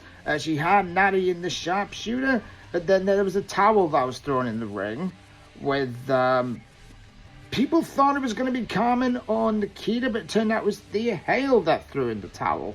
So it could be a nice little feud building up between Thea and Natty, which I don't mind. This should be Thea's big breakthrough. Backstage, Kalani Jordan is with Robert Stone, says she was robbed last week. Stone says that the referee's decision is final. Kalani kept replaying the so near fall at the end. OTM come in and they have a match set with Bronco Nema's designer if he's working for NXT or AAA. Lucien didn't seem pleased. Obviously, as you know, Bronco Nema is a part of Pedestalao in AAA. Hopefully leads to Lucien joining him, but I don't know, man. Next match, Nico Vance versus Sean Spears. Spears wins with a fake Eddie Guerrero hit by a chair. Spears wins. The only disappointment of this match was it did not have the 10 gimmick that Ty Dillinger used to do. This was not bad. I did expect a Vance win, but I think Spears will put him over down the line. And next up backstage, Cam Hendricks is with, to confirm about his knee injury with Miles Bourne and Tavion Heights. Bourne wants to reform the team with Heights and go for the tag team titles. Stone agrees. If Bourne can retain his title next week against Cam Hendricks. And then Hendricks suddenly gets a well-timed text saying his knee is cleared. So next week we do have Miles Bourne against Cam Hendricks. Could be a banger. Could be a match that's going to be well slapped on. We do have Reina Vulcan, Nikki Blackheart with a vignette. She goes one-on-one with Skylar Ray. Skylar's underrated. Her selling is fucking great, by the way. Skylar wins. No, she didn't. Nikki Blackheart wins with a torture rack. The Natural Disaster, as she calls it. I love the name because it's going to be pretty much close to an hemorrhage. If she's booked well, she's the women's Lex Luger. 100% the women's Lex Luger. Before we get to the main event, Shiloh Hill and Robert Stone are chilling popcorn chicken KFC. That made me hungry in the end. And Hill is going to get a rematch. And he also steals every chicken box. So I was like, shit on me. We get an SUV arriving with Vic Jones and Booker T are debating on who it is. Initially, I thought it was going to be Takahashi, but I'm going to get to that just at the end. Main event sees Tony D'Angelo defending the NXT title against Naraku. Absolutely great main event. Absolutely loved this match. We do get Tony D wins with Dead to Rights through the table. It was no DQ match. Very solid. I don't know what next for Naraku, but speaking of next for Tony D'Angelo, we celebrate, and then the theme song, a very familiar theme song, hits, and it is the full-time NXT debut of former TNA World Champion Mike Santana, but no name was announced. So please, Jesus Christ, do not change Mike Santana's name. So I'm happy that Santana is in NXT. It's a completely right call, because I don't want him being buried on the main roster, because the main roster sucks. Anyway, NXT, I would give a 7 out of 10. I would have given it an 8, but I thought some aspects of the show were a bit meh. But Nikki Blackheart looked fucking awesome, by the way. Anyway, we're not covering last night on Dynamite. We're not going to go through Sunday Night Dynamite, which I think it will be. It is AEW Redemption. We're going back. Let's get our predictions done. He's kept it pretty normal. I don't want to jinx it, but there's only 9 matches booked for Redemption. Correction, there's 10. Oh, what they added now? What the fuck? They've added the 6-man ladder match for the whoever that's wins. Right. Yeah, I got 10 on the number, Wikipedia. He's right. Gets a number 1 contenders match. Is that on the buy-in? It doesn't say. None of these say buy-in, fam. God, not one. And I wouldn't put any of these on the buy-in. He's gonna obviously. Yeah, maybe the ladder match. Maybe the ladder match I'd put in the buy-in. That's about it. Oh, please, Tony. We don't want more. More is less. Yeah, I don't know if we can predict that one because there's still 2 spots to be confirmed. It's AR Fox or Nick Wayne and Leo Rush or Al Klon. Although it's got to be Leo Rush. Leo Rush, Al Klon, surely. Well, no, it doesn't have to be because Leo's the. Oh no! Well, yeah, I would. Yeah, it'd have to be fucking Leo. I was over here thinking, "Oh, it's his belt," but no, it's not his belt. And then maybe they'll push Nick Wayne. I don't know. Yeah, we could skip that one. We'll stick with the 9 we've got. So let's kick it off with, since we're in Canada, let's kick it off with the Canadians. Cope and Cage defending the tag team titles against Claudio Castagnoli and Pac of the Death Riders. I don't even know what the point of this match is. Other than I don't even see the point of this show. Hey. Eh. There is absolutely zero redemption whatsoever, as Mo, you've excellently said. Put the belt back on the box. Please, end this reign. So I'm obviously going to go Cope and Cage because they've already beat the C team. They're going to beat the B team. Why are we not having Moxley and Ospreay instead? Because they already have a tag match. A pointless match as well, by the way. Even though I love the Bucks. Yeah, again, in the boat, brother. Because this is booking that makes no sense. Yeah, no, Cope and Cage are retained because if you're gonna beat the C, you'll beat the B. Maybe you don't beat the A, but it's pretty stupid. It is very much it's probably the most B show pay-per-view AEW have ever booked. Oh yeah. Because no disrespect to Kevin Knight, but even the world title match doesn't scream main events, and Kenny Omega's the fucking champion. But we know Kenny's going to win because he's going to Wembley, so it's stupid.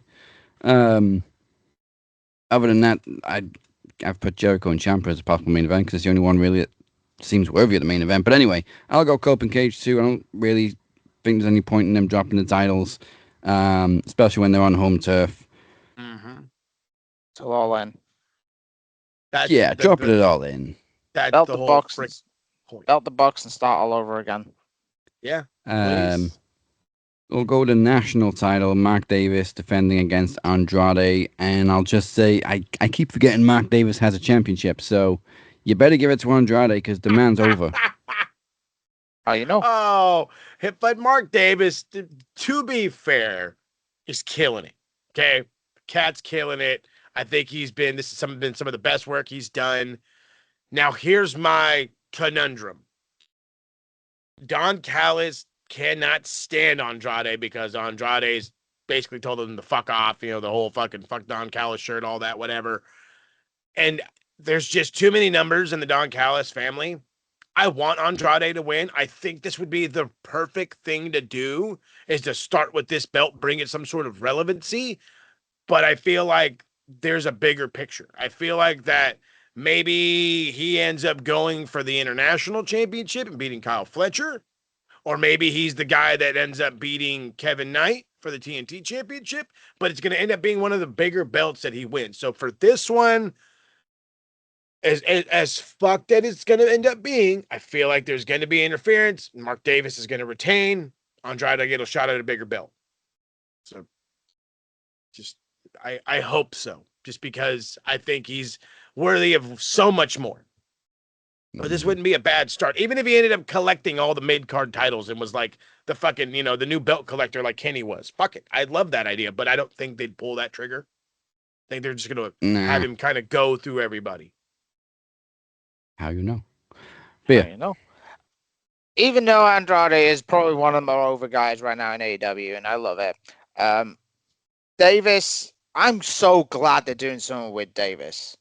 I think he's so underrated because I always had that fear he was going to be the Marty Jannetty and Kyle Fletcher was always going to be the Shawn Michaels. But ever since Davis is at this run, man, I think he's cooking. So I will, obviously with the Don Callis family as number, I'm going to go Davis to retain and then have Andrade go for TNT or international title. Mm-hmm. That's what I do. Right. But I do think that even if you were to like start and just have this guy collecting all the mid-card belts, I think that'd be fucking cool too. It could work because all he's doing is pissing off the Don Callis family.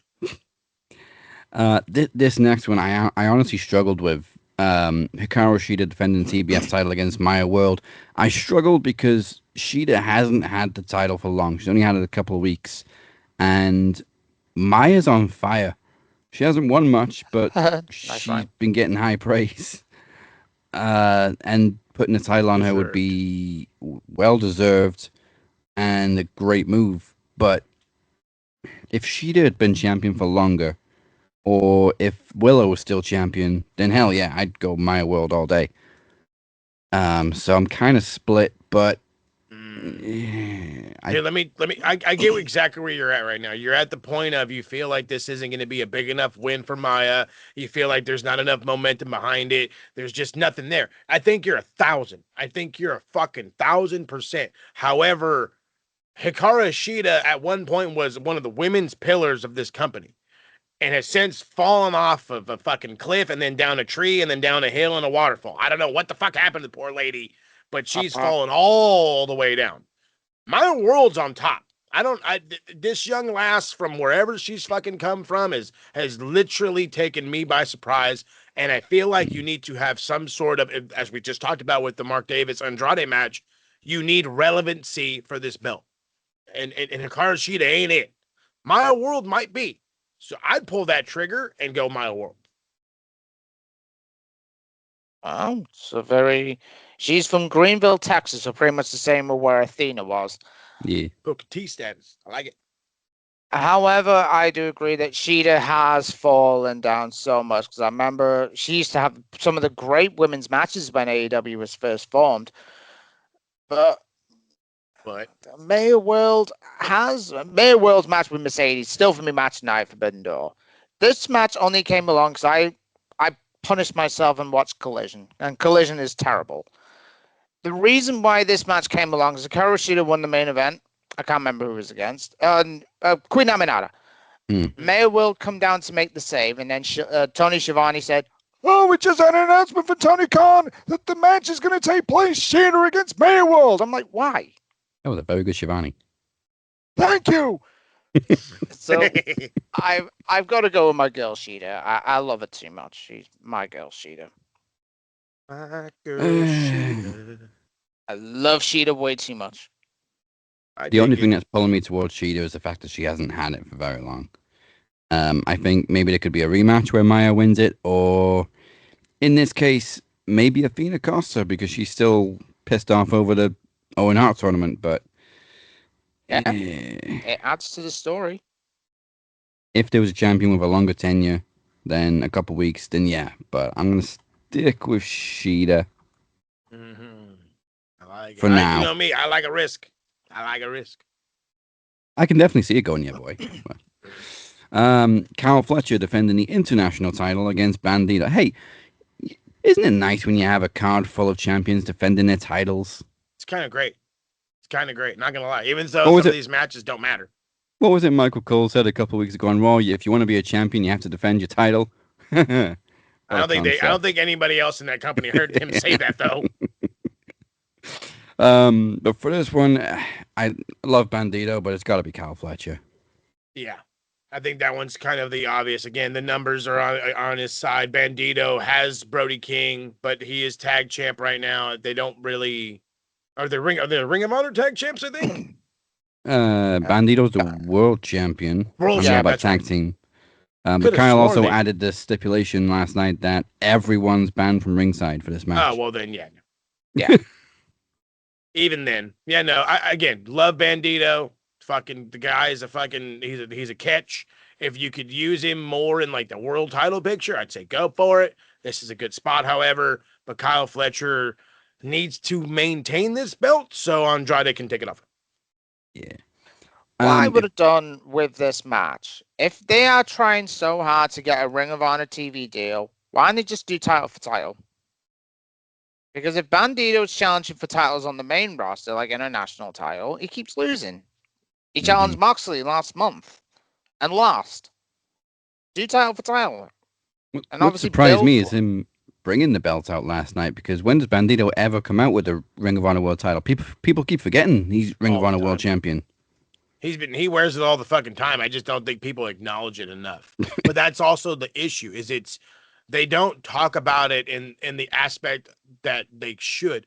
I keep saying the same shit about, what happens on Collision? If you guys are doing shit on Ring of Honor and you're not telling us, and then you expect us to just be in the loop, you're fucking mad. Like, you need to include us. The little snippets, it maybe takes away from the wrestling part of the show, which I fully understand you don't want to do because you are a wrestling company, but then we're out of the loop. And if you want us in the loop, we're going to need some of those stupid videos. So it's not hard to just give us a little bit of filler every now and again. Yeah. I kind of feel bad for placing this in the middle of the show, but compared to the other 3 matches remaining, it's not as big. So Kenny Omega, World Champion, Kevin Knight, Challenger. Here's my question that I have to you guys, and I know that this isn't needed. Kenny don't need it. What are the chances that Mox gets involved and helps Kenny win to ensure that he gets the match with Will at Wembley? Yeah, I can see that. Remember or when even I said- Fletcher. There's some beef between him and Kevin Knight. Go ahead, Beer. That's true.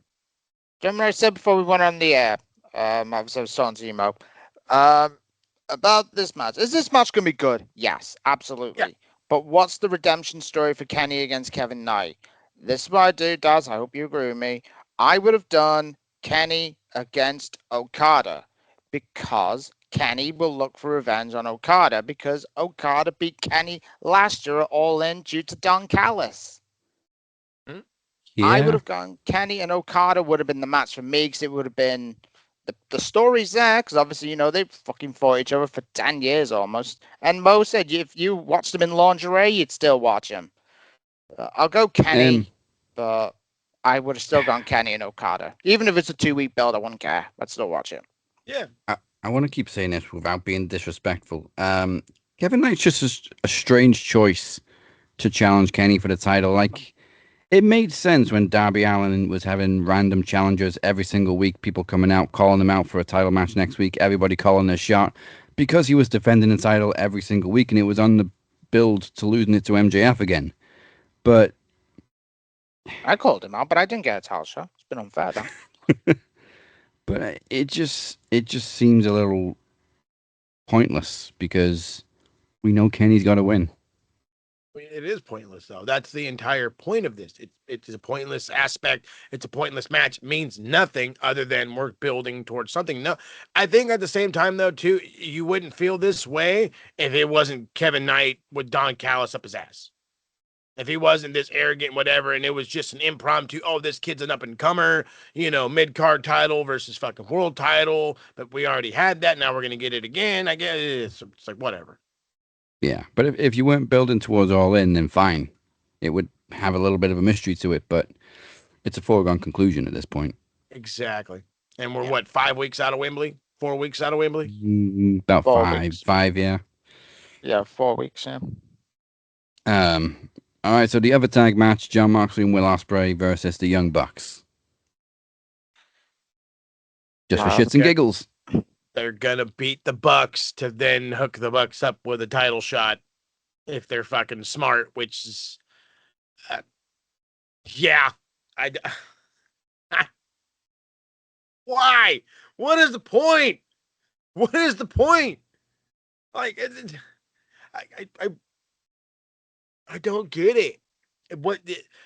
There's consequences in this land of booking professional wrestling. I hate to be the bearer of fucking bad news. I know fucking AEW's been around for a while, but I don't think they understand the fucking concept just yet. When you put dudes in matches for no fucking reason, and one of them just has to be a loser, again, for no reason, it devalues them. I don't give a shit if it's the Young Bucks. I don't care if it's Okada, Kenny Omega, fucking the returning Antonio Inoki. Yeah. You cannot just throw them into shit, have them fucking lose clean, and think that that's going to just work out okay. It doesn't. It never fucking does. And could there be interference? Yeah, but then what's the point of this match? What's the point of so much? That's the fucking issues right now. That's the problem right now. This could be a fucking a match worth having if you take the belts off the Canadians and you gave it to fucking the Bucks. Then I get why we're doing this. I understand why we're doing this. Rather, is this a number one contendership match? Winner goes to get the fucking, I'm going to continuously call them Canadians. It just works out better. Are you going to just go against them? Or is this, again, for, as you put it perfectly, shits and giggles? Because if it's for shits and giggles, I'm fucking taking it a piss break. Yeah. I mean, I can kind of see what they're trying to do with Moxley and Ospreay. It's like Red Ranger, Green Ranger. Mox is Jason, the leader. Ospreay is the young cat that does all the cool shit, the Green Ranger. But Perfectly put. If you go back, there was a little bit of a power struggle. Just a little bit. But yeah, I'm the same. It's pointless if they go into this and lose. So Moxspray. I'm going with them. Hey. Is this going to be the beginning of the tension between the Moxley Murder Crew and Will Ospreay, which I hope it is, because you can start getting the proper hype ready for the match between Ospreay and Omega. I'm going to go with the Bucks, because if they're the number one contenders, why are they losing? Does that mean Ospreay and Moxley are the number one contenders for the tag titles, face Edge and Christian? See what I'm saying, Bob? What is the point in this match? Because I don't think it's going to devalue the Bucks. But this is where you need to get the build ready for All In. So I'll go the Young Bucks. You have so many avenues for fucking tension building. So many avenues in which to get the friends of the guys involved in the main event of Wembley to get frustrated and turn into this whole fucking chaotic ball of nonsensory, and you're not doing it. You're just not doing it. Damn straight. All right. Wait, is that 2 for the Bucks? Yeah, 2 for the Bucks. Just me going for Moxspray. I think you're going the safe bet, but at the same, I think that this is going to add tension, and the way to add tension is the Bucks pick up the dub. Yeah. Oh, god damn you, Tony Khan. My heart's in 2 pieces for this one. Thekla defending the Women's Championship against Willow Nightingale. I swear to God, Tony. I swear to God. Beer, you started off because you said exactly what I was thinking before the show. I adore Willow Nightingale. She is the type of woman, if I was in a room with her, I would hug her so much because she would literally brighten your day. She would literally make your day by smiling at you. Yeah. Thekla has been the best AEW women signing for fucking years. She's better than Mercedes. She's the best signing since Tony Storm. But this one hurts because there is no woman more deserving than walk into Wembley Stadium as women's champion than Thekla, unless she has days to having to work in Stardom, which is invaded again, which is good shit. Keep that up. They're going to put the belt on Willow, and what hurts is that that's going to literally show, was that what Willow's worth for 5 weeks until she drops the belt to Mercedes?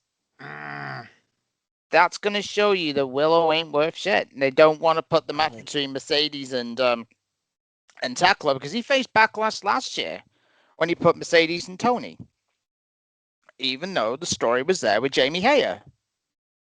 So I think he faced a lot of shit for that. So he wants to try and go with a safer option and not have Thekla and Mercedes, which hurts because I would love to see Thekla destroy her on the mic. So unfortunately, I'm gonna go Willow, but I hope Thekla wins because I want to see Thekla destroy her on the mic.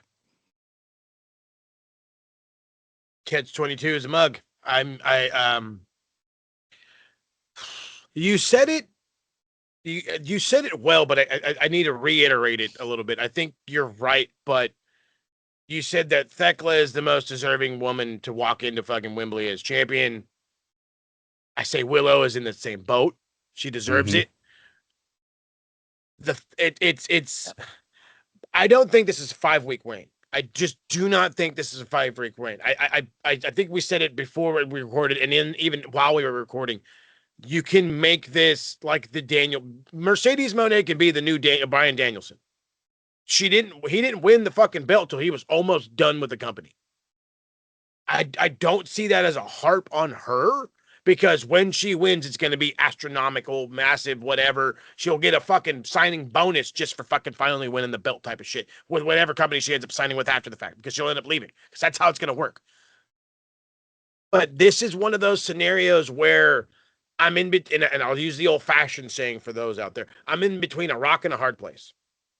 And I don't know which one to go because Thekla is just that dominant where you can believe that Mercedes Moné can't topple her because nobody can. So why would Mercedes be able to? That's a story you could tell right there. Or it's Mercedes can't win the big one, and Willow is our girl. Now, how long does Willow hold the belt after that fact? That's the fucking real question. But getting the 5 weeks past Wembley would be great on her, but you can't treat everybody like Darby Allin. Darby Allin was a once in a lifetime kind of scenario where a 6-week, 5-week reign worked fucking so beneficial it ain't even funny. It ain't even funny. I don't think you can get away with that in the women's division, period. I don't think there's anybody on the women's division who can handle that, right? Or sorry, not handle it, who can benefit from something like that. I would love to say that you could fucking DQ this thing, you can make it a triple threat just to try to make it a bigger match for Wembley. That's your safest, 100% safest bet. It really, really is. However, I as much as I do not want to take this belt off of Thekla, I don't. I really, really, really, really, really, really, really don't. Willow got hurt and lost a TBS title. You have to give her this now. You have to. If you don't, it's a matter of if she ever gets another one. If she wins it, headlines Wembley because everyone loves her, or second, I guess co-headlines Wembley because everyone loves her, and proves that Mercedes can't win the big one. Everyone hates Mercedes anyway. Just adds fuel to the fire. You're welcome. Yeah, I'm with that. Well, then I'm going to be the only one to go the other way. I love your optimism. Thekla is so fucking over. She is. She's an incredible heel champion and an incredible heel in general. Period. I think that's the only opportunity you've got to get some portion of the fans on the side of Mercedes for a title change in Wembley, whereby Thekla defeats Willow and then continues to beat her down after the match. Everybody's booing because everybody loves Willow. You can't beat Willow up. Down comes Mercedes. Now you've got Mercedes not only going for the title, but going for revenge on behalf of Willow. And you got Thekla, who's the ultimate heel. And maybe we'll forgive Mercedes for taking the title off her at Wembley. But maybe Thekla's been too good to not walk into Wembley with that belt. And as much as Willow deserves it as well, I think there's more about mutual respect between her and Mercedes after the battles they've had. And that there's probably more of a story there between Mercedes and Thekla if they can build it from this. So Willow's 2-1 against Mercedes at the minute, so I think the story is still there. But I would not be upset if it's a triple threat match because you cannot have this match without Thekla being involved. She's the female Steve Austin, in my opinion. Yeah, she's so good. Yeah. That's great. Excellent comparison. She gets pissed on shifts, so fair play to her. I love the woman to bits. So probable main event, because nothing else is really screaming main event to us. Painmaker Chris Jericho versus Psycho Killer Tommaso Ciampa, no holds barred. Oh yes.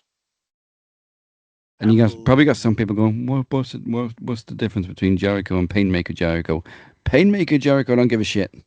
No, not really. He'll throw fucking whatever at you, flip you off with the camera, jump off of shit. No, he's a whole other breed of cat. Brings out a different side of him. I like it. I just think that this is just another opportunity to try to get Ciampa back over because they saw where he was going. They saw what they could do with him, and they're just like, well, Jericho doesn't mind losing, and I'm sure he doesn't. So let's go. And the Psycho Killer is that dude. And since guys like Swerve have gotten so over just by being that brutal, why not let Tommaso Ciampa be another one? Going with Ciampa. All right, B. Ciampa obviously won the first match at Beach Break. Which was a great match, by the way. I think there's going to be another battle out of this because obviously we could possibly lead into All In, but I don't want to see this feud obviously go too long.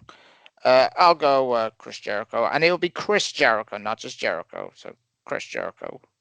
Yeah, if they do a third in Wembley, like they could do a cage match, but we've just had a cage match, or even though it was a secret new match type. London street fight. Oh yeah, do a street fight in fucking London. There you go. I just gave it to him. London street fight. You're welcome. I'm gonna go Jericho, mate, just based purely on the fact that he's the Painmaker. It's not Jericho. It's Crow Jericho, if you will. At least it's not the fucking learning tree. The version of Jericho that took on Kenny Omega in the barbed wire. Actually, no, the version of Jericho that took on Omega twice. This is before main roster killed it. This is Finn Balor's demon to Chris Jericho's Painmaker. Oh, great analogy. Love it. Very good thinking. So, those are all of our predictions for Redemption. Of course, the Max Predictions title will be on the line for this. Current champions are the Phoenix and my other half. However, she doesn't watch AEW, but she secretly got a full house at the last AEW show, which was Forbidden Door. Hey, time to hop on the bandwagon, darling. Get going.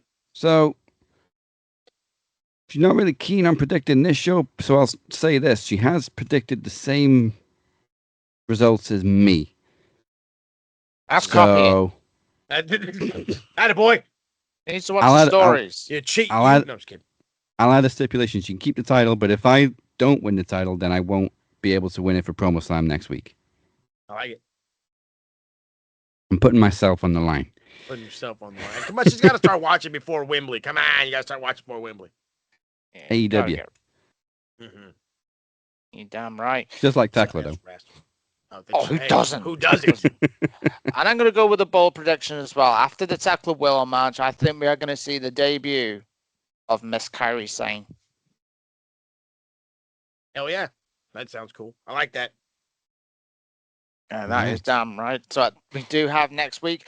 Myself, I go one-on-one with the bitch Chris Reid, where I will keep my briefcase and I'm going to make him go on his knees and bow down and acknowledge that the Dragon Club is the greatest faction in Max Wrestling history. Before I do, it's time for Chris to face the podcast machine, Mr. Mike Larkin.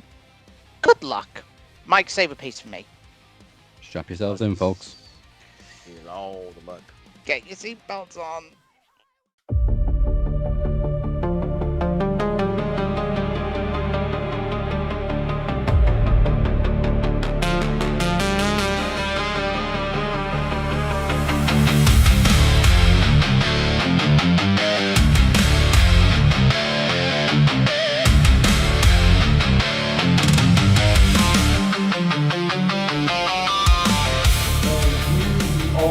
Our 600th episode of Max Wrestling, and we are going to celebrate it with a bash, as in the great promo bash.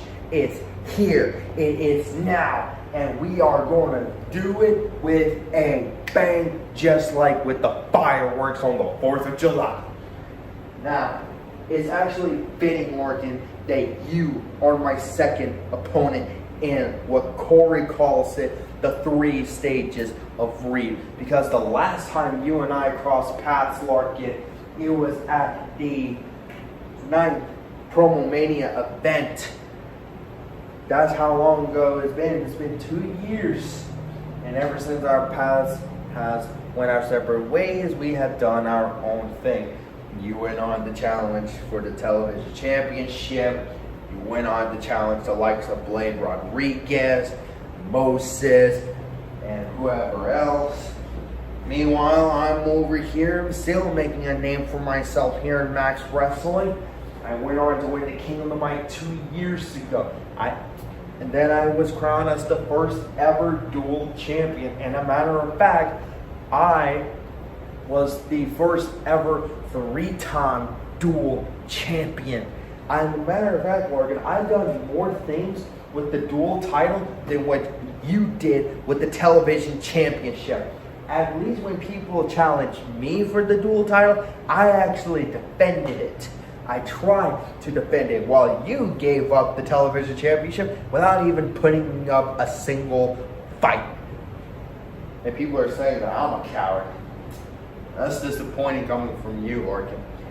Oh, and you mentioned 3 weeks ago that I'm using Phil Brooks's gimmick because I'm wearing his shirt. Well, then, if that's how you feel, then let's do it that way then. Because if you want me to be CM Punk, then fine, I'll be CM Punk. Let's get down to it, Larkin. Now, from the way that you've been rambling on for the last 3 weeks, both you and Nix. Wait a minute, what am I even bringing up Nix for? This ain't even about him anymore. He's long gone. That's last week. This is this week. This is the great promo bash, man. Now, Larkin, from the way you are talking about this, the way you've been rambling on, it sounds like that you have become one of the 4 pillars here in Max Wrestling. Now, and you know what? I'll humor you on this one. Because if we should have 4 people to be our 4 pillars here in Max Wrestling, let's go down the list on who they should be. On second thought, never mind. I ain't got time for it. But you declare yourself as one of the 4 pillars. I don't see how you are the 4 pillars, especially knowing in fact that you actually have a pig nose. Yeah, I went there. Sue me. Now, Larkin, 3 weeks ago you said that I don't want none of this. I don't want to face you again. But yet, here we are going at it again for a second time. Now, Larkin, I don't know if it's because you're going through the early stages of Alzheimer's or you just gone plain stupid. But if you want to do this again, fine. And I'll get to the point this time without me having to be so long-winded, even though there's a chance I'm going to be long-winded regardless anyways. Now, Larkin, I've done more things here in Max Wrestling for the last 3 years than what you did in your entire 8-year, probably going on to be 9-year career here in Max Wrestling. You see, while you was basically over here trying to be something that we all know that you're not, I've been over here making a name for myself, going up against the best of the best that Max Wrestling has to offer. And a matter of fact, Larkin, you say that the things you do makes you special. You think that the things that you do makes you different. You think the thing that you're doing makes you different from everybody else. That makes you a somebody. When in reality, you're just nothing more but a much more pathetic version of the Butcher. And that's saying a lot, considering the fact that I never even got the chance to meet the man myself, let alone even actually facing the guy. But if he was standing here right now, I know for a fact that he can easily dance circles around me without even trying if he wanted to. But you know what? I would rather go up against him at least one time. Because unlike you, at least I'll actually get some competition out of him. Just like I am going to get some real competition out of Beer next week at Promo Slam when I take this Iron Bank away. But that's until Promo Slam. This is me versus you. And as a matter of fact, now since I say this out loud, I started to begin thinking after last week, why does Nix wants to know, why do I come back all the time? Nix wants to know why I am standing here. I'm sure you want to know why I'm back. Everybody wants to know why I'm back here in Max Wrestling. Everybody wants to know on why I can't just simply go away. It's because I can't. For the last 3 years, I kept on hearing everybody that I am this, I am that, I can't do this, I can't do that. Have you not been witnessing on what's been happening for the last 3 years? No, honestly, have you been witnessing on what's been happening to me for the last 3 years, Larkin? I have done more things than you could ever do, as I stated. I did things that nobody else here didn't have the balls to do. I was the only guy who actually did a tour. I was the guy who kept on going after Daz 3 times. Hell, I challenged Daz twice for the TV title. And even after he lost the television championship, I still went after his ass just to prove to myself that I can beat him. And that's what it boils down to. That's why I'm back here in Max Wrestling, Larkin. That's why I'm back here in Max Wrestling, Nick. And that's why I'm back here in Max Wrestling, Beer. Because at the end of the day, this ain't about me versus Beer. This ain't about me versus Larkin. This ain't me about Nick. This ain't me about versus Dash. No, hell, this ain't even me versus the goddamn world. This is me versus myself. I need to do this. I need to go up against Nix. I need to go up against you, Larkin. And I need to go up against Beer. I need to beat all 3 of you. I need that Iron Bay to prove to myself that I belong here. And I will be damned if I don't get that opportunity to do it.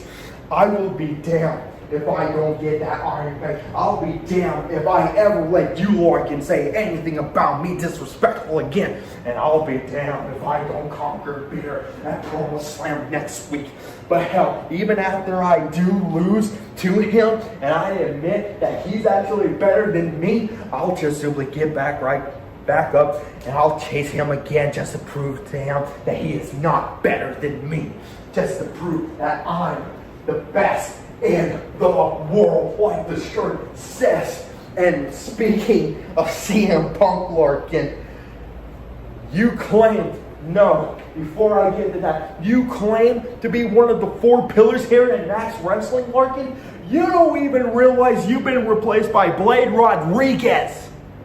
And who really is the man around here, Larkin? Who really is number 1? Is it you? No, I don't think so. Because you don't have something that I want. Knicks don't have something that I want. Sure, you're the tag team champions. I give you that. But I don't want the tag team titles. Which, by the way, you should probably worry about who's going to try to come after for your tag team titles instead of worrying about me. And this is how I'm going to end my promo against you, Larkin. So grab a pen, grab a pencil, write some notes. Because like I said, a lot can change within a time span of 2 years. And as I stated, you think I'm CM Punk because I'm wearing his shirt? Well then, if that makes me CM Punk, then I guess that makes her my AJ Lee.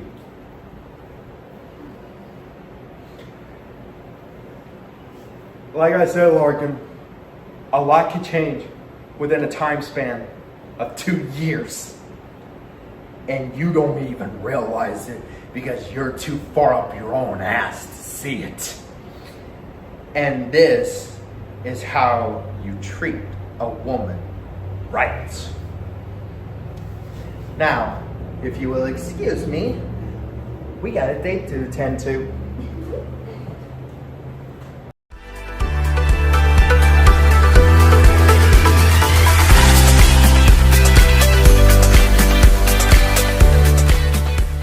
You know what the greatest thing is about promos? One of the key components of making and producing a great promo is talking the people into the building. You want to go up against a guy who you can make a name off, that you can make a name for yourself. You want to go up against a guy that had not as much as an impressive as I am willing to admit, but still have a little bit of success here in Max Wrestling. Wow. I mean, a Daniel Garcia match isn't looking so bad right now. Whew, if that's supposed to talk me into the building, I got to tell you, I'm leaving the building. All right, guys, that's it. I'm done. Like, literally, I'm done. Like Mike Larkin has left the building. That's it. I'm done. See you guys. That's the end of this promo. See you later. Bye-bye.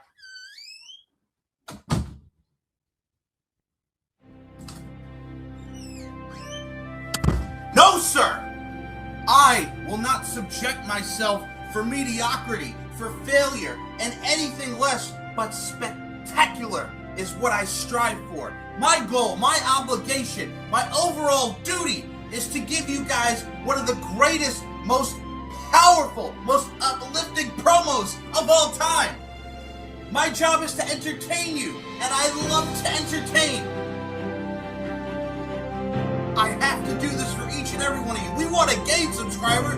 We don't want to lose subscribers. So with that being said, I got this feeling. I got this motivation. I got this overall drive and stride, baby, to go say what I need to say, to scream it from the mountaintops.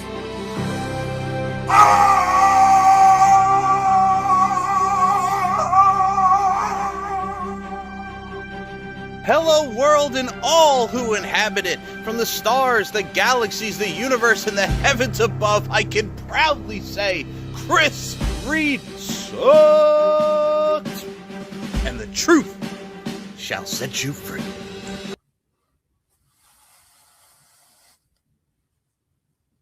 Somebody, give me a beat.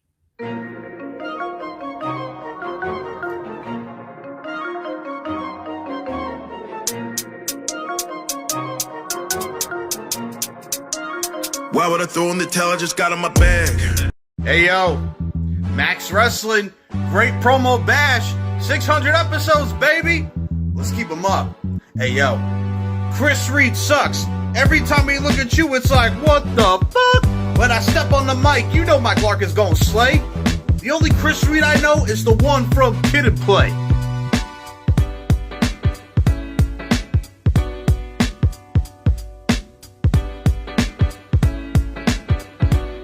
Chris Reid thinks he's bold. He thinks he's slick. Hey, yo, Chris Reid, you can suck my dick.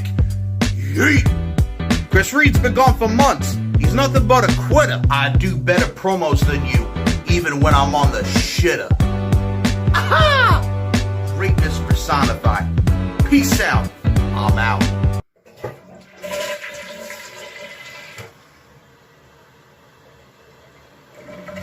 Hypocrite. You know what, Chris? Maybe I am a hypocrite. Maybe I wanted to do this bout after saying that I didn't want to face you because maybe I just like whipping your ass. Maybe I just like whipping your ass like I used to whip Amir's ass in trivia all those years ago. 2012! You want to call me CM Punk. I'm more hypocritical than CM Punk, which is actually not an insult because let's look at CM Punk, shall we? CM Punk draws money, has a rabid fan base, championship material, fantastic promo, a draw. If I'm CM Punk, then you're Jungle Boy Jack Perry. Not a draw, can't cut a promo, not championship material. No shit, that makes sense. That definitely describes you, Chris, to the T. Maybe I just might have to choke you a little. You see, Chris, here's the thing. You want to talk about hypocrite. That seems to be the word of the day in your eyes. Hypocrite. So a hypocrite is someone who says he's going to do something, then he's not going to do something. He's going to win. He's going to show up this week. You didn't even show up for Daniel Kermans at Promo Slam. You dropped out against Robert Davis, which Robert didn't even know because you had to post it in a Facebook group. You didn't even tell Dazzy. You didn't even communicate with the captain. He had no idea. So Daniel Kermans had to get out of bed and cut a promo 5 hours before showtime. That is a hypocrite. That is a lazy son of a bitch. That is an indecisive little shit. And Chris Reid, that is you. You are wasting time. To put it in the bluntest of terms, you're a lump of shit. But the problem is you can come here and you can talk about the fact that, well, Mike Larkin and Stevie Nicks haven't defended the tag team championship since Revolution Road, dirt for dirt. Because nobody has challenged us. If anybody wants to face us, we'll be here. We had to move one title offense because life happens, okay? Because family, life, health happens. Whatever you needed to do to step away, do what you need to do, brother. No problem. But the word of the day here is communication. You could have communicated, but you didn't. Because deep down, right here, deep down within your soul, Chris Reid, you're scared. Because you see the talent pool around us, and you said yourself in your promo with Daz, "No, you sons of bitches don't take me seriously."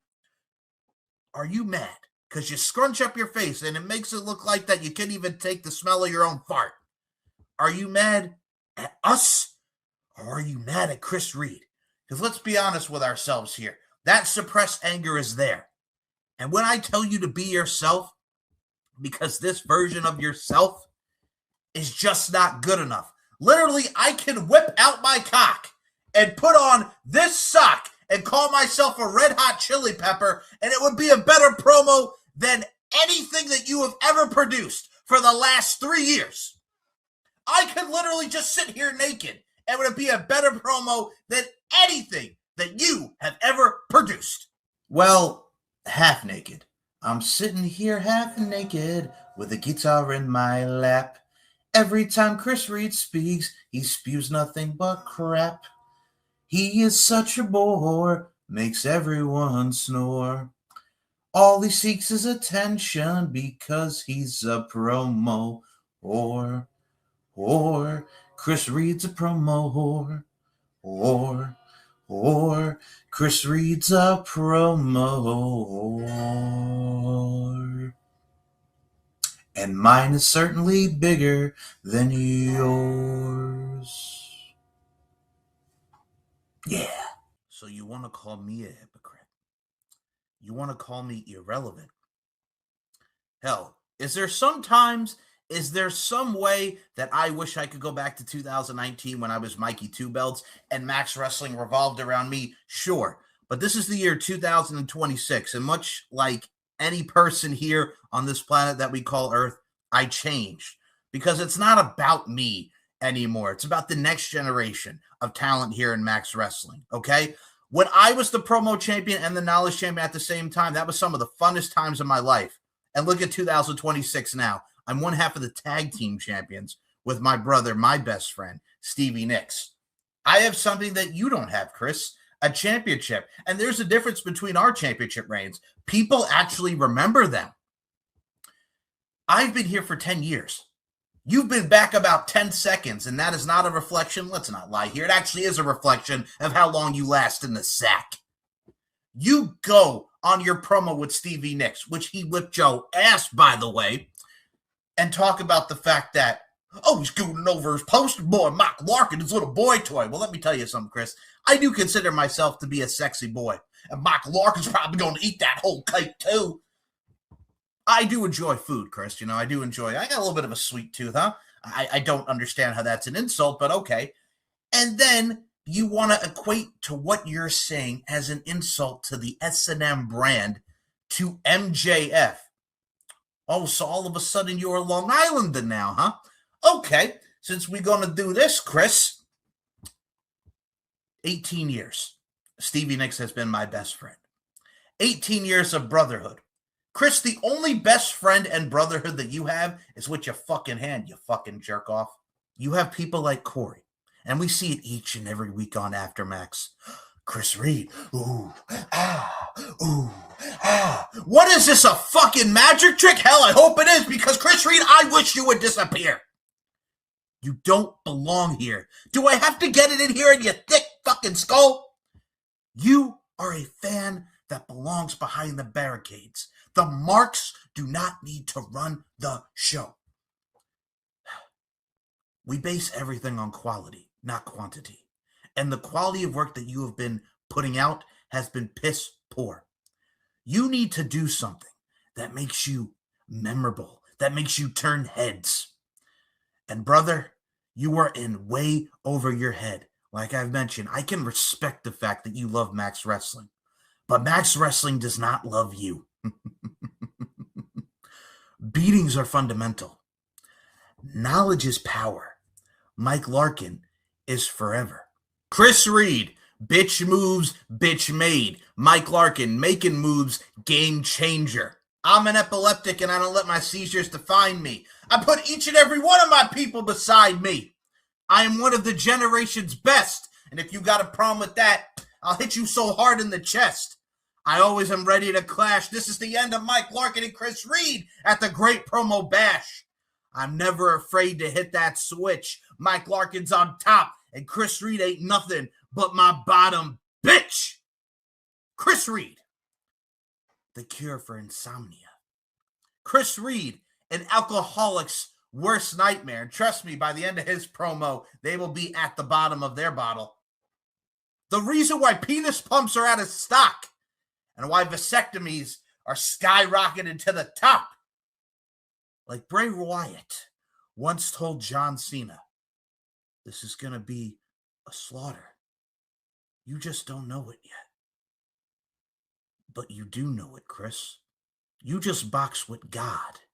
And holy shit, did you get knocked the fuck out. My name is Mike Larkin. I am the podcast machine. And as always, it's my pleasure, but most importantly for you, Chrissy Poo, cuckoo, cachoo, you goo goo goo gaga, Chrissy Poo. It's your honor. And remember when you told Steve and I that we made our beds and now we're going to have to lay in it? Huh. Okay.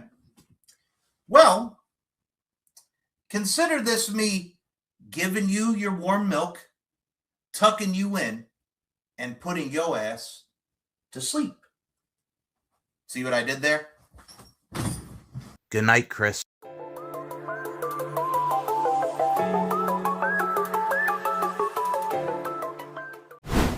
Jesus Christ, that was long, but hey, we love it nonetheless. But while you recover from that blockbuster battle, get excited for another Max event next week.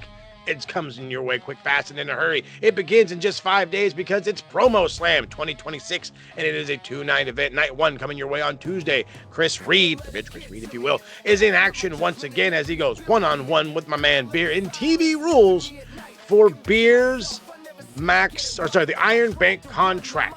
Oh my God, why would you do that? It's going to be bananas. It's going to be TV rules. Right. Got to speculate to accumulate, I guess. On night 2, the International Championship is also on the line as Robert Davis defends his gold against the winner of the 2026 King of the Mic. Can Cypher become a Grand Slam champion again, or will the Blackheart continue his only reign as International Champion in the dark? Right, that is going to be an absolute banger. Speaking of the dark, that's the only place to hold this tag team match because the Shape has returned and will team with Black Burnham as they take on the CWO's AT Rustler and the Demoness. So before that match, put the women and children to bed because this is going to be scary. Oh yeah. And on top of all that, as lackluster as the build has been, we will also predict next weekend's SummerSlam. It all goes down night 1 on Tuesday, July 28th, night 2, July 30th on the Thursday. Go to maxwrestling.net.weebly.com for more information. But we could not hold an event without an awesome theme song. And the Promo Slam theme song is Gravity by Captain's Revenge, and it is available right now on Spotify and all other music streaming platforms. You can currently check out the brand new first ever live album from Captain's Revenge, Live with a Vengeance. Again, available all music locations. Check it out now. Please and thank you. Yeah, listening. Now, to almost end the show, we have a wall, and it has more wankers on it than the Tate family tree. Holy shit. That's a lot. Okay, maybe not that many. It's time for the wanker wall. Oh, we'll get there, bud. I'm the biggest wanker in this place, man! Hey, no. I'm the biggest wanker in this place, okay? Me, not you. All right, we got obvious points to give out, and boy, howdy do I mean obvious points. So I will gladly take that role of the obvious point giver out this week. 200 apiece for Tony Khan, 200 for Triple H, for whatever the fuck you guys are serving us on a plate going on right now. I don't understand why the product for both companies need to be as bad as they are. We have this quote-unquote pay-per-view. No, it is a pay-per-view. I was going to call it quote-unquote. No, it is a pay-per-view, and it looks lackluster as a son of a bitch. We have Super SummerSlam coming in quick, fast, in a hurry. It is the lamest build of a SummerSlam I've seen in my 30-something years of watching this fucking sport. This is just bad. This is just all the way bad.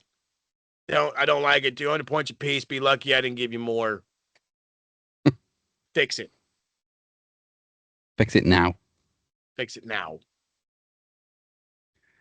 I'm straight. So I want to give 300 points to Bruce Pritchard on Unreal when he mentioned that the NXT call-ups such as Obafemi and Trick Williams say that they weren't ready.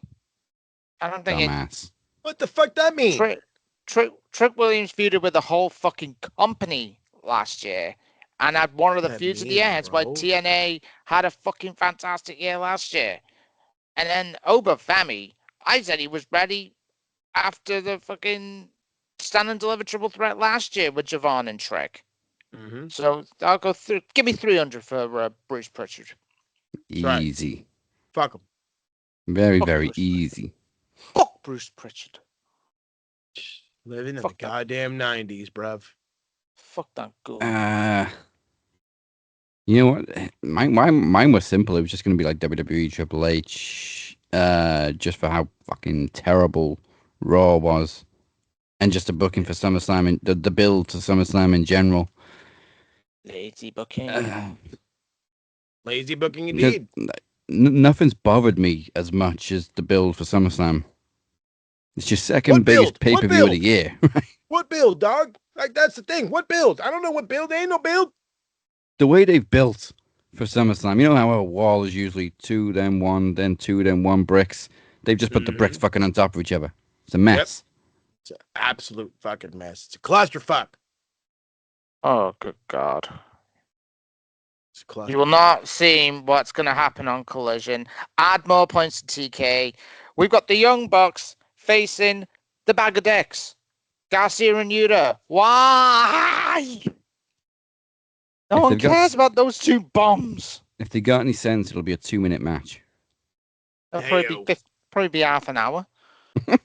Add another 10 for TK. Who cares about that match? Nobody. Let's look. Has Uncle Dave done anything stupid? Because he usually does something daft. Yeah, he's pretty on par for Uncle Dave. Oh yeah, 200 points to Uncle Dave. No, what do you do? If you didn't, because obviously I listened to the Observer, because obviously this was actually funny. Because I'm going to go to the other side and I'll be awarding points to Mr. Alvarez. Brian Alvarez was saying about the tag team title match last week with Edge and Christian against the C team, and Dave Meltzer's excuse was, well, WWE does it as well. And Brian Alvarez actually just I don't know how he didn't lose his voice. So it feels like Dave is just literally defending everything. And he said that Dynamite last week was fucking awesome. Alvarez said it sucked, and he was right. So give me 200 to Uncle Dave, because I just don't know anymore. I think he's just lost his mind. He's lost in that fucking pile of stacks in his fucking office that he never cleans. I do have points, and I do like him, but 50 points to Wade Barrett. Because sometimes I think he just tries too hard to be the heel commentator. Especially when it's Danhausen and he's just contradicting the fuck out of himself. Yeah, he's too big to be in this match. Like, the Mini-Hausens come down. That should be a disqualification. You know it's a no DQ match. Why are you acting stupid? Because he has to.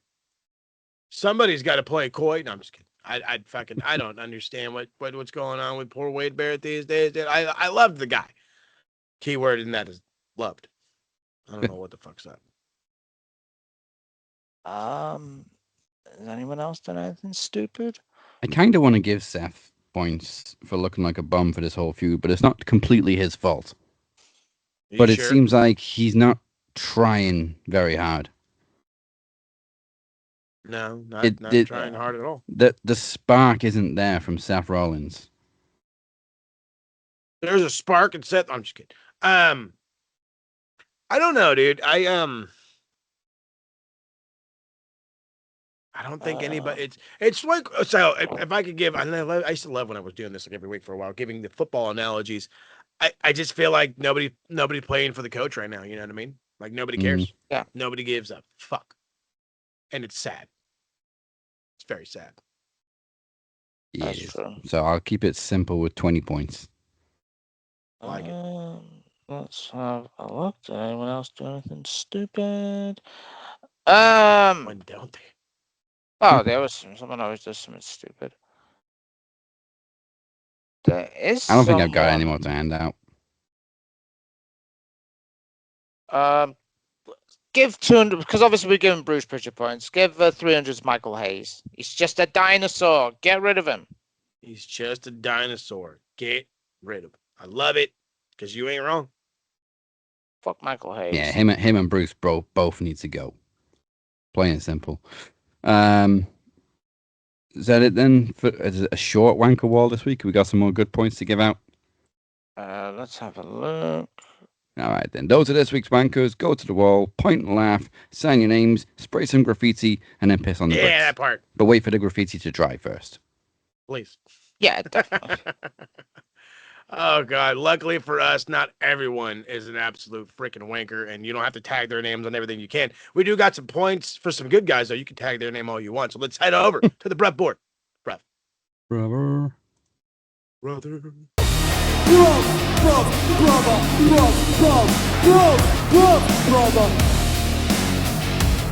got some points. I got some good points. We're gonna just want to give points to these guys right here, and the guy I want to give points to, no matter what, because yes, he's in a weird feud where they're trying to shoehorn his mentor into everything or whatever the fuck you want to call fucking John Moxley these days, dude.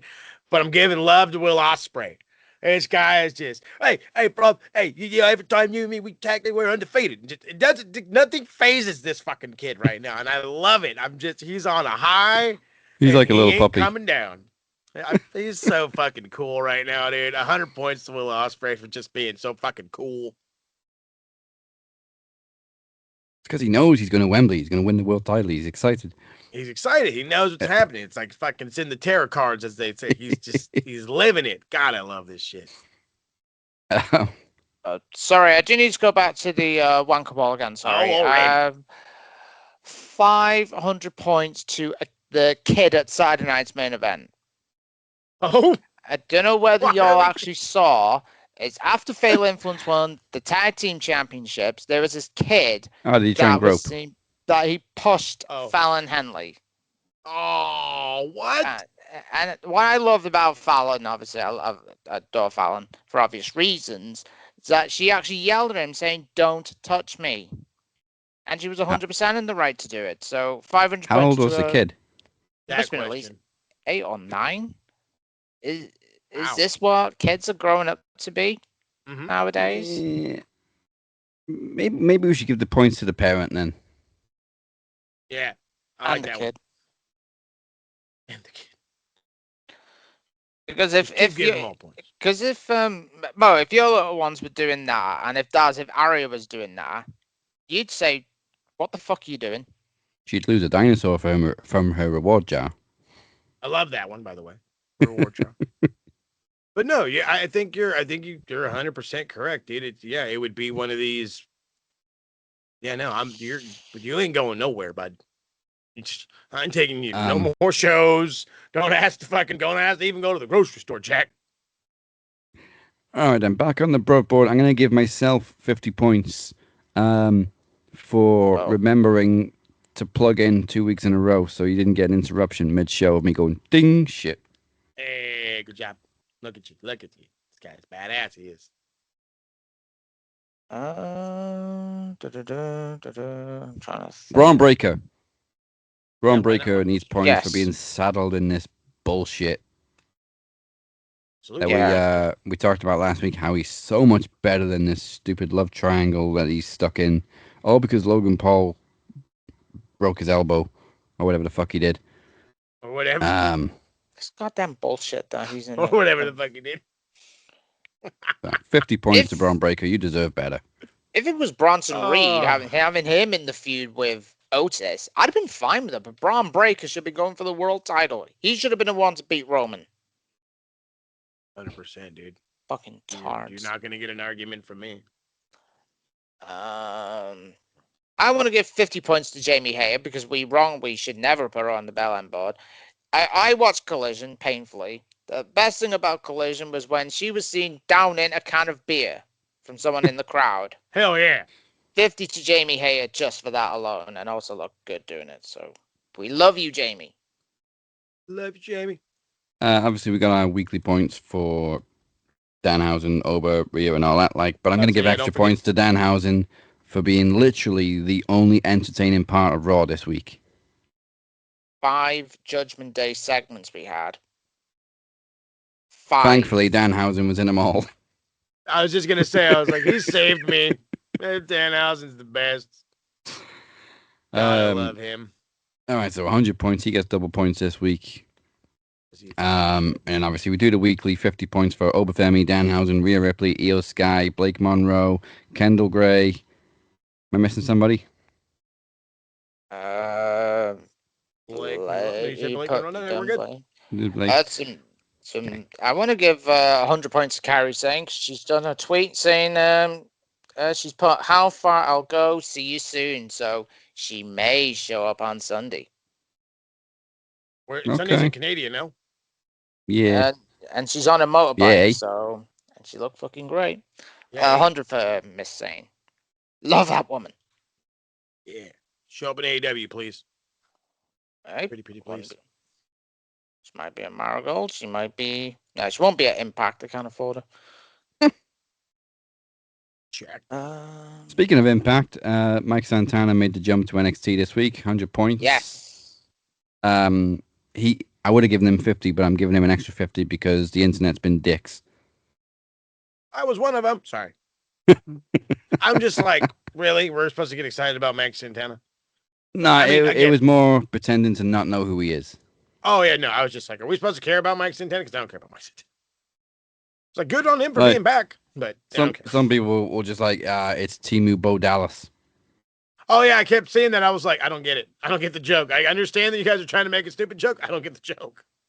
Oh, he's got long hair and sunglasses and a goatee. Okay. Just being a dick. Is that it? Yeah. I was like, if you had the glove, okay, I'd make the fucking stupid argument with you guys, but it's not happening. Who else?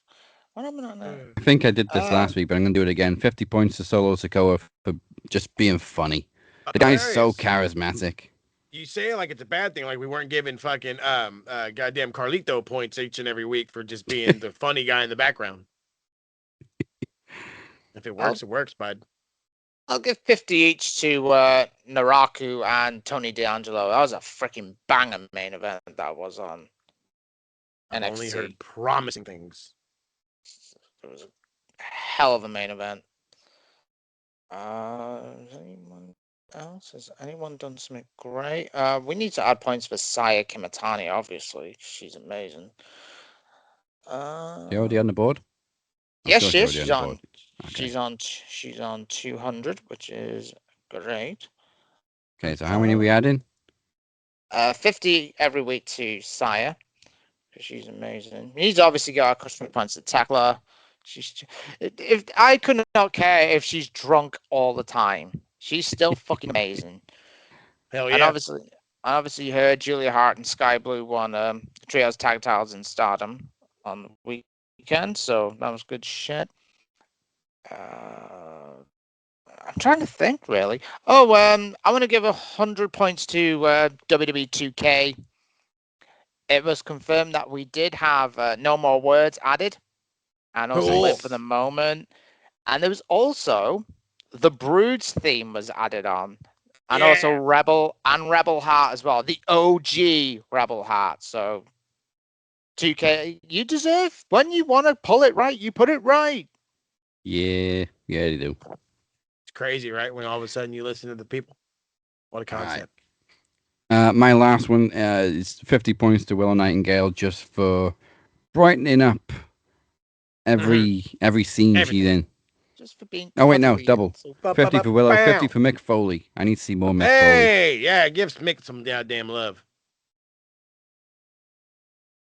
Going out there with his 7.5 teeth.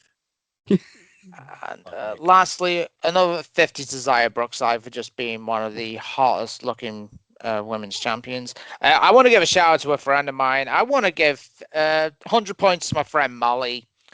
She was seen on WWE Unreal at the main event between Punk and Roman. She looked so happy to be on there, and she looked fucking awesome as well. So give 100 points to my friend Molly. Shout out to you, Molly, if you're watching. I hope so. I've told her, check it out. Any more last points before we get to the main event?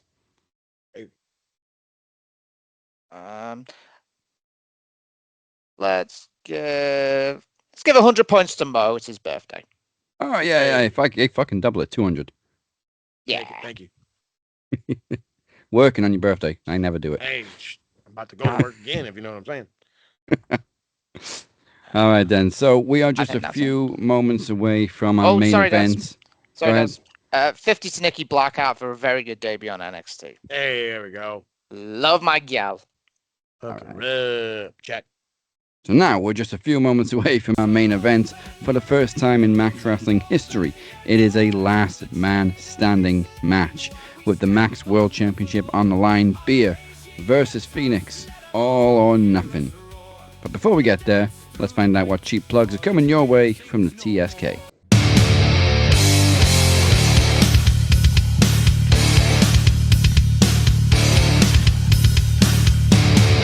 Hey. Oh my goodness gracious. The boys cannot wait. This Redemption show, they've already been talking the hot shit on, so we cannot wait to dog it if it ends up being dog water.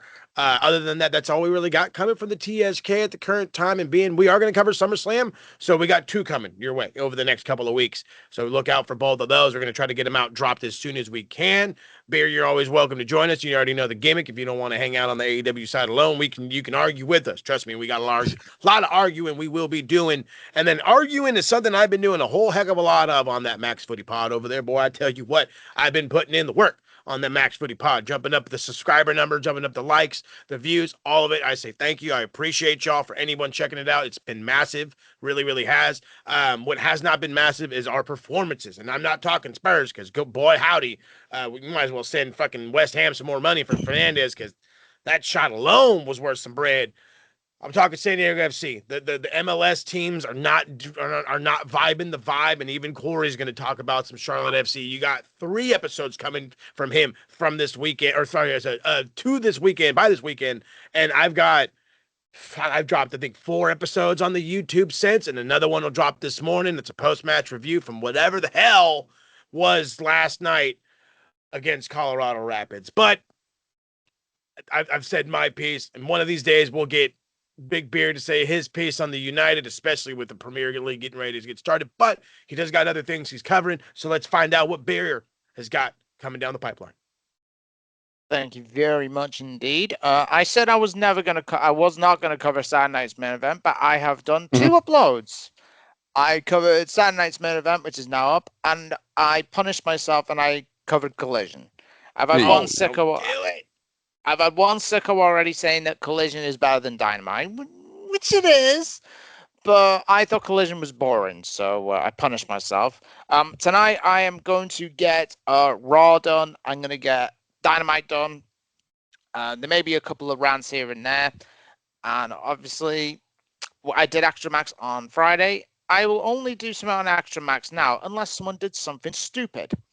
And I might cover as well the Unreal part, obviously with Bruce Pritchard being a complete dumbass, and talk about the whole Braun Breaker situation, which Braun Breaker should have won the Royal Rumble, Triple H. And if you want to check out my channel, it's at JMB434. Hit the like and subscribe button, and also click that bell because it'll come straight to your phone. If not, I will not cover any women's matches. Oh, do it. The internet. Which I will, because I'm an advocate for women's wrestling. As we all should be. Make sure you guys are following all of us on all of the fun socials. Follow us right there on the Twitter. It's the easiest, most active thing that we're on outside of Facebook. Check out the Max Wrestling UK, Captain 512, SMR Podnet, JM Beer 434, and the Max Footy Pod. Damn, Skippy. Damn, Skippy in DDO. And also check out our website at maxwrestlingnet.weebly.com. And don't forget to hit the sub and follow button on Facebook, Twitter, Instagram, TikTok, and all social media platforms. You could be anything. You could be male, female. You could be anybody. You could be 100 years old. You could be 10 years old. We always welcome new faces. As Mo said earlier, trivia. We have promos. There's always room for one more. Unless you're part of the Tate family. But anyway. That part. That part. Join us next week for Promo Slam. 3 blockbuster matches over 2 nights, plus SummerSlam predictions. But before we get there, it is time for our main event. It is a last man standing match for the Max World Championship. So, in the words of Mark Henry, as he used to say, it's time for the main event. Let's go.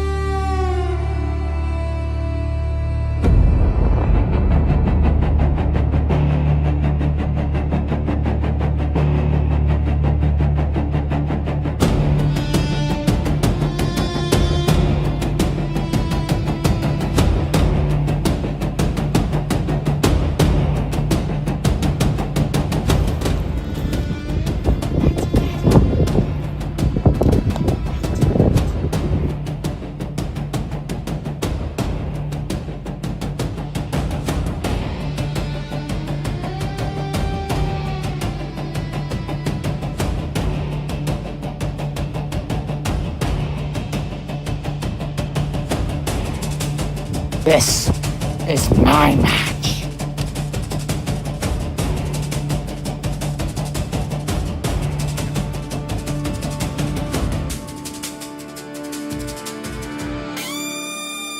I want what you have. I will make sure that one of us goes to hell. This is bigger than Promo Mania. Goldie is coming home. Need I remind you who I tapped out to win this? Where's the Reaper now?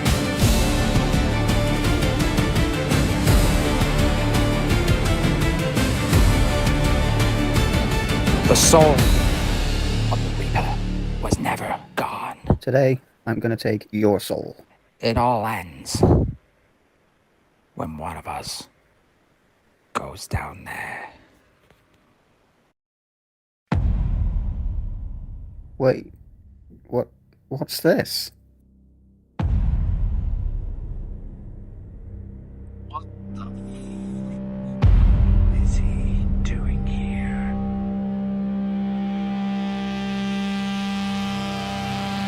What are you doing? You don't want a part of this. This is the last man standing match, right? Who's counting?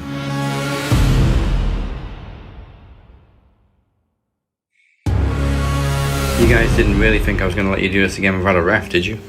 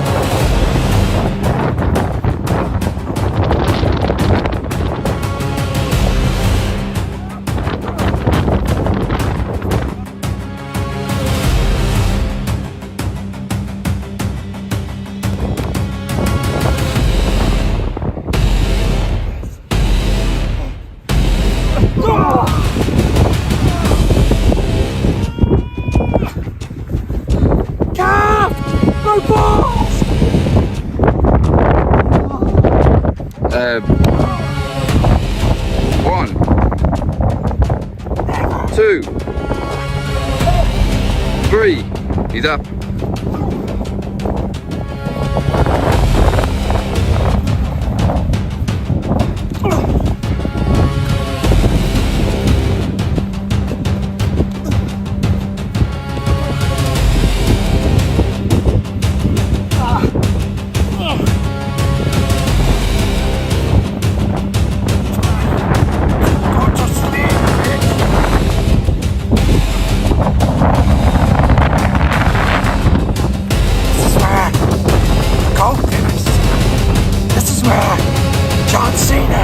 AJ Styles all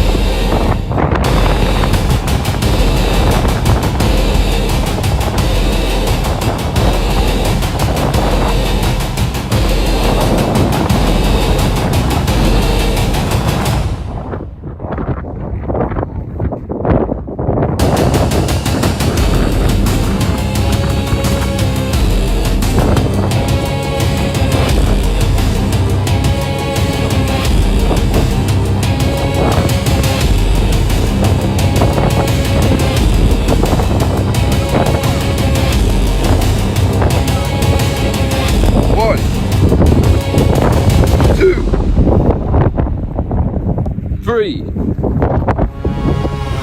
4, 5, 6, 7.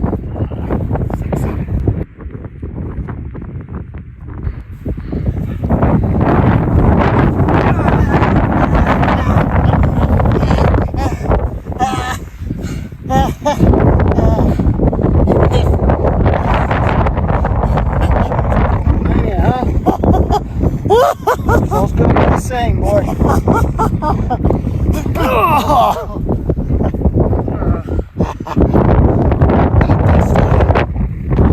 Not this time.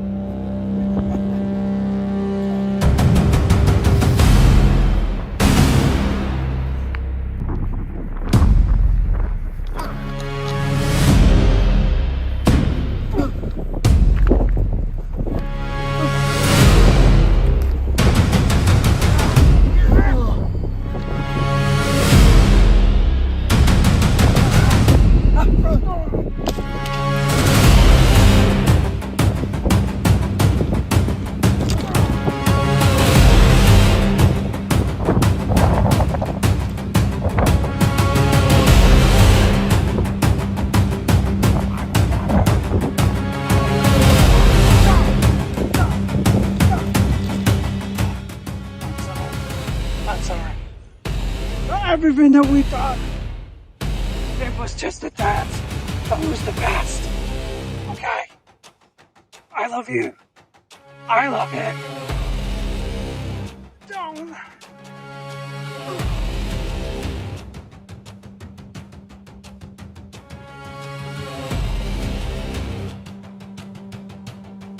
1. Die. 3. Headwap. Hip. Whip.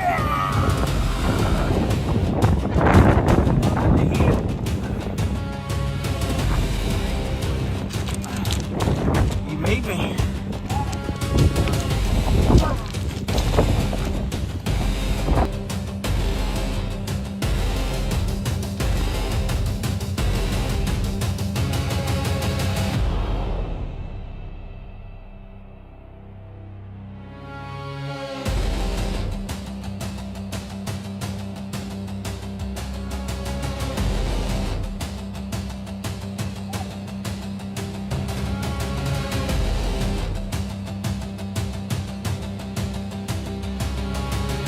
One, 2, 3, 4, 5, 6, 7, 8.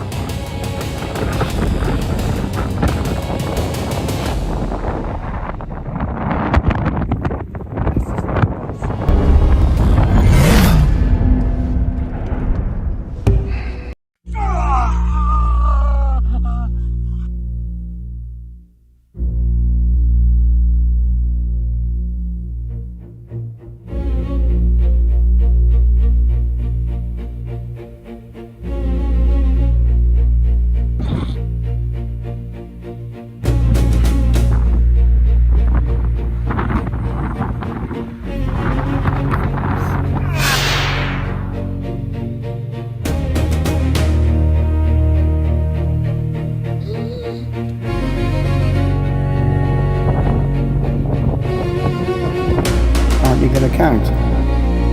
I don't think there's much point counting.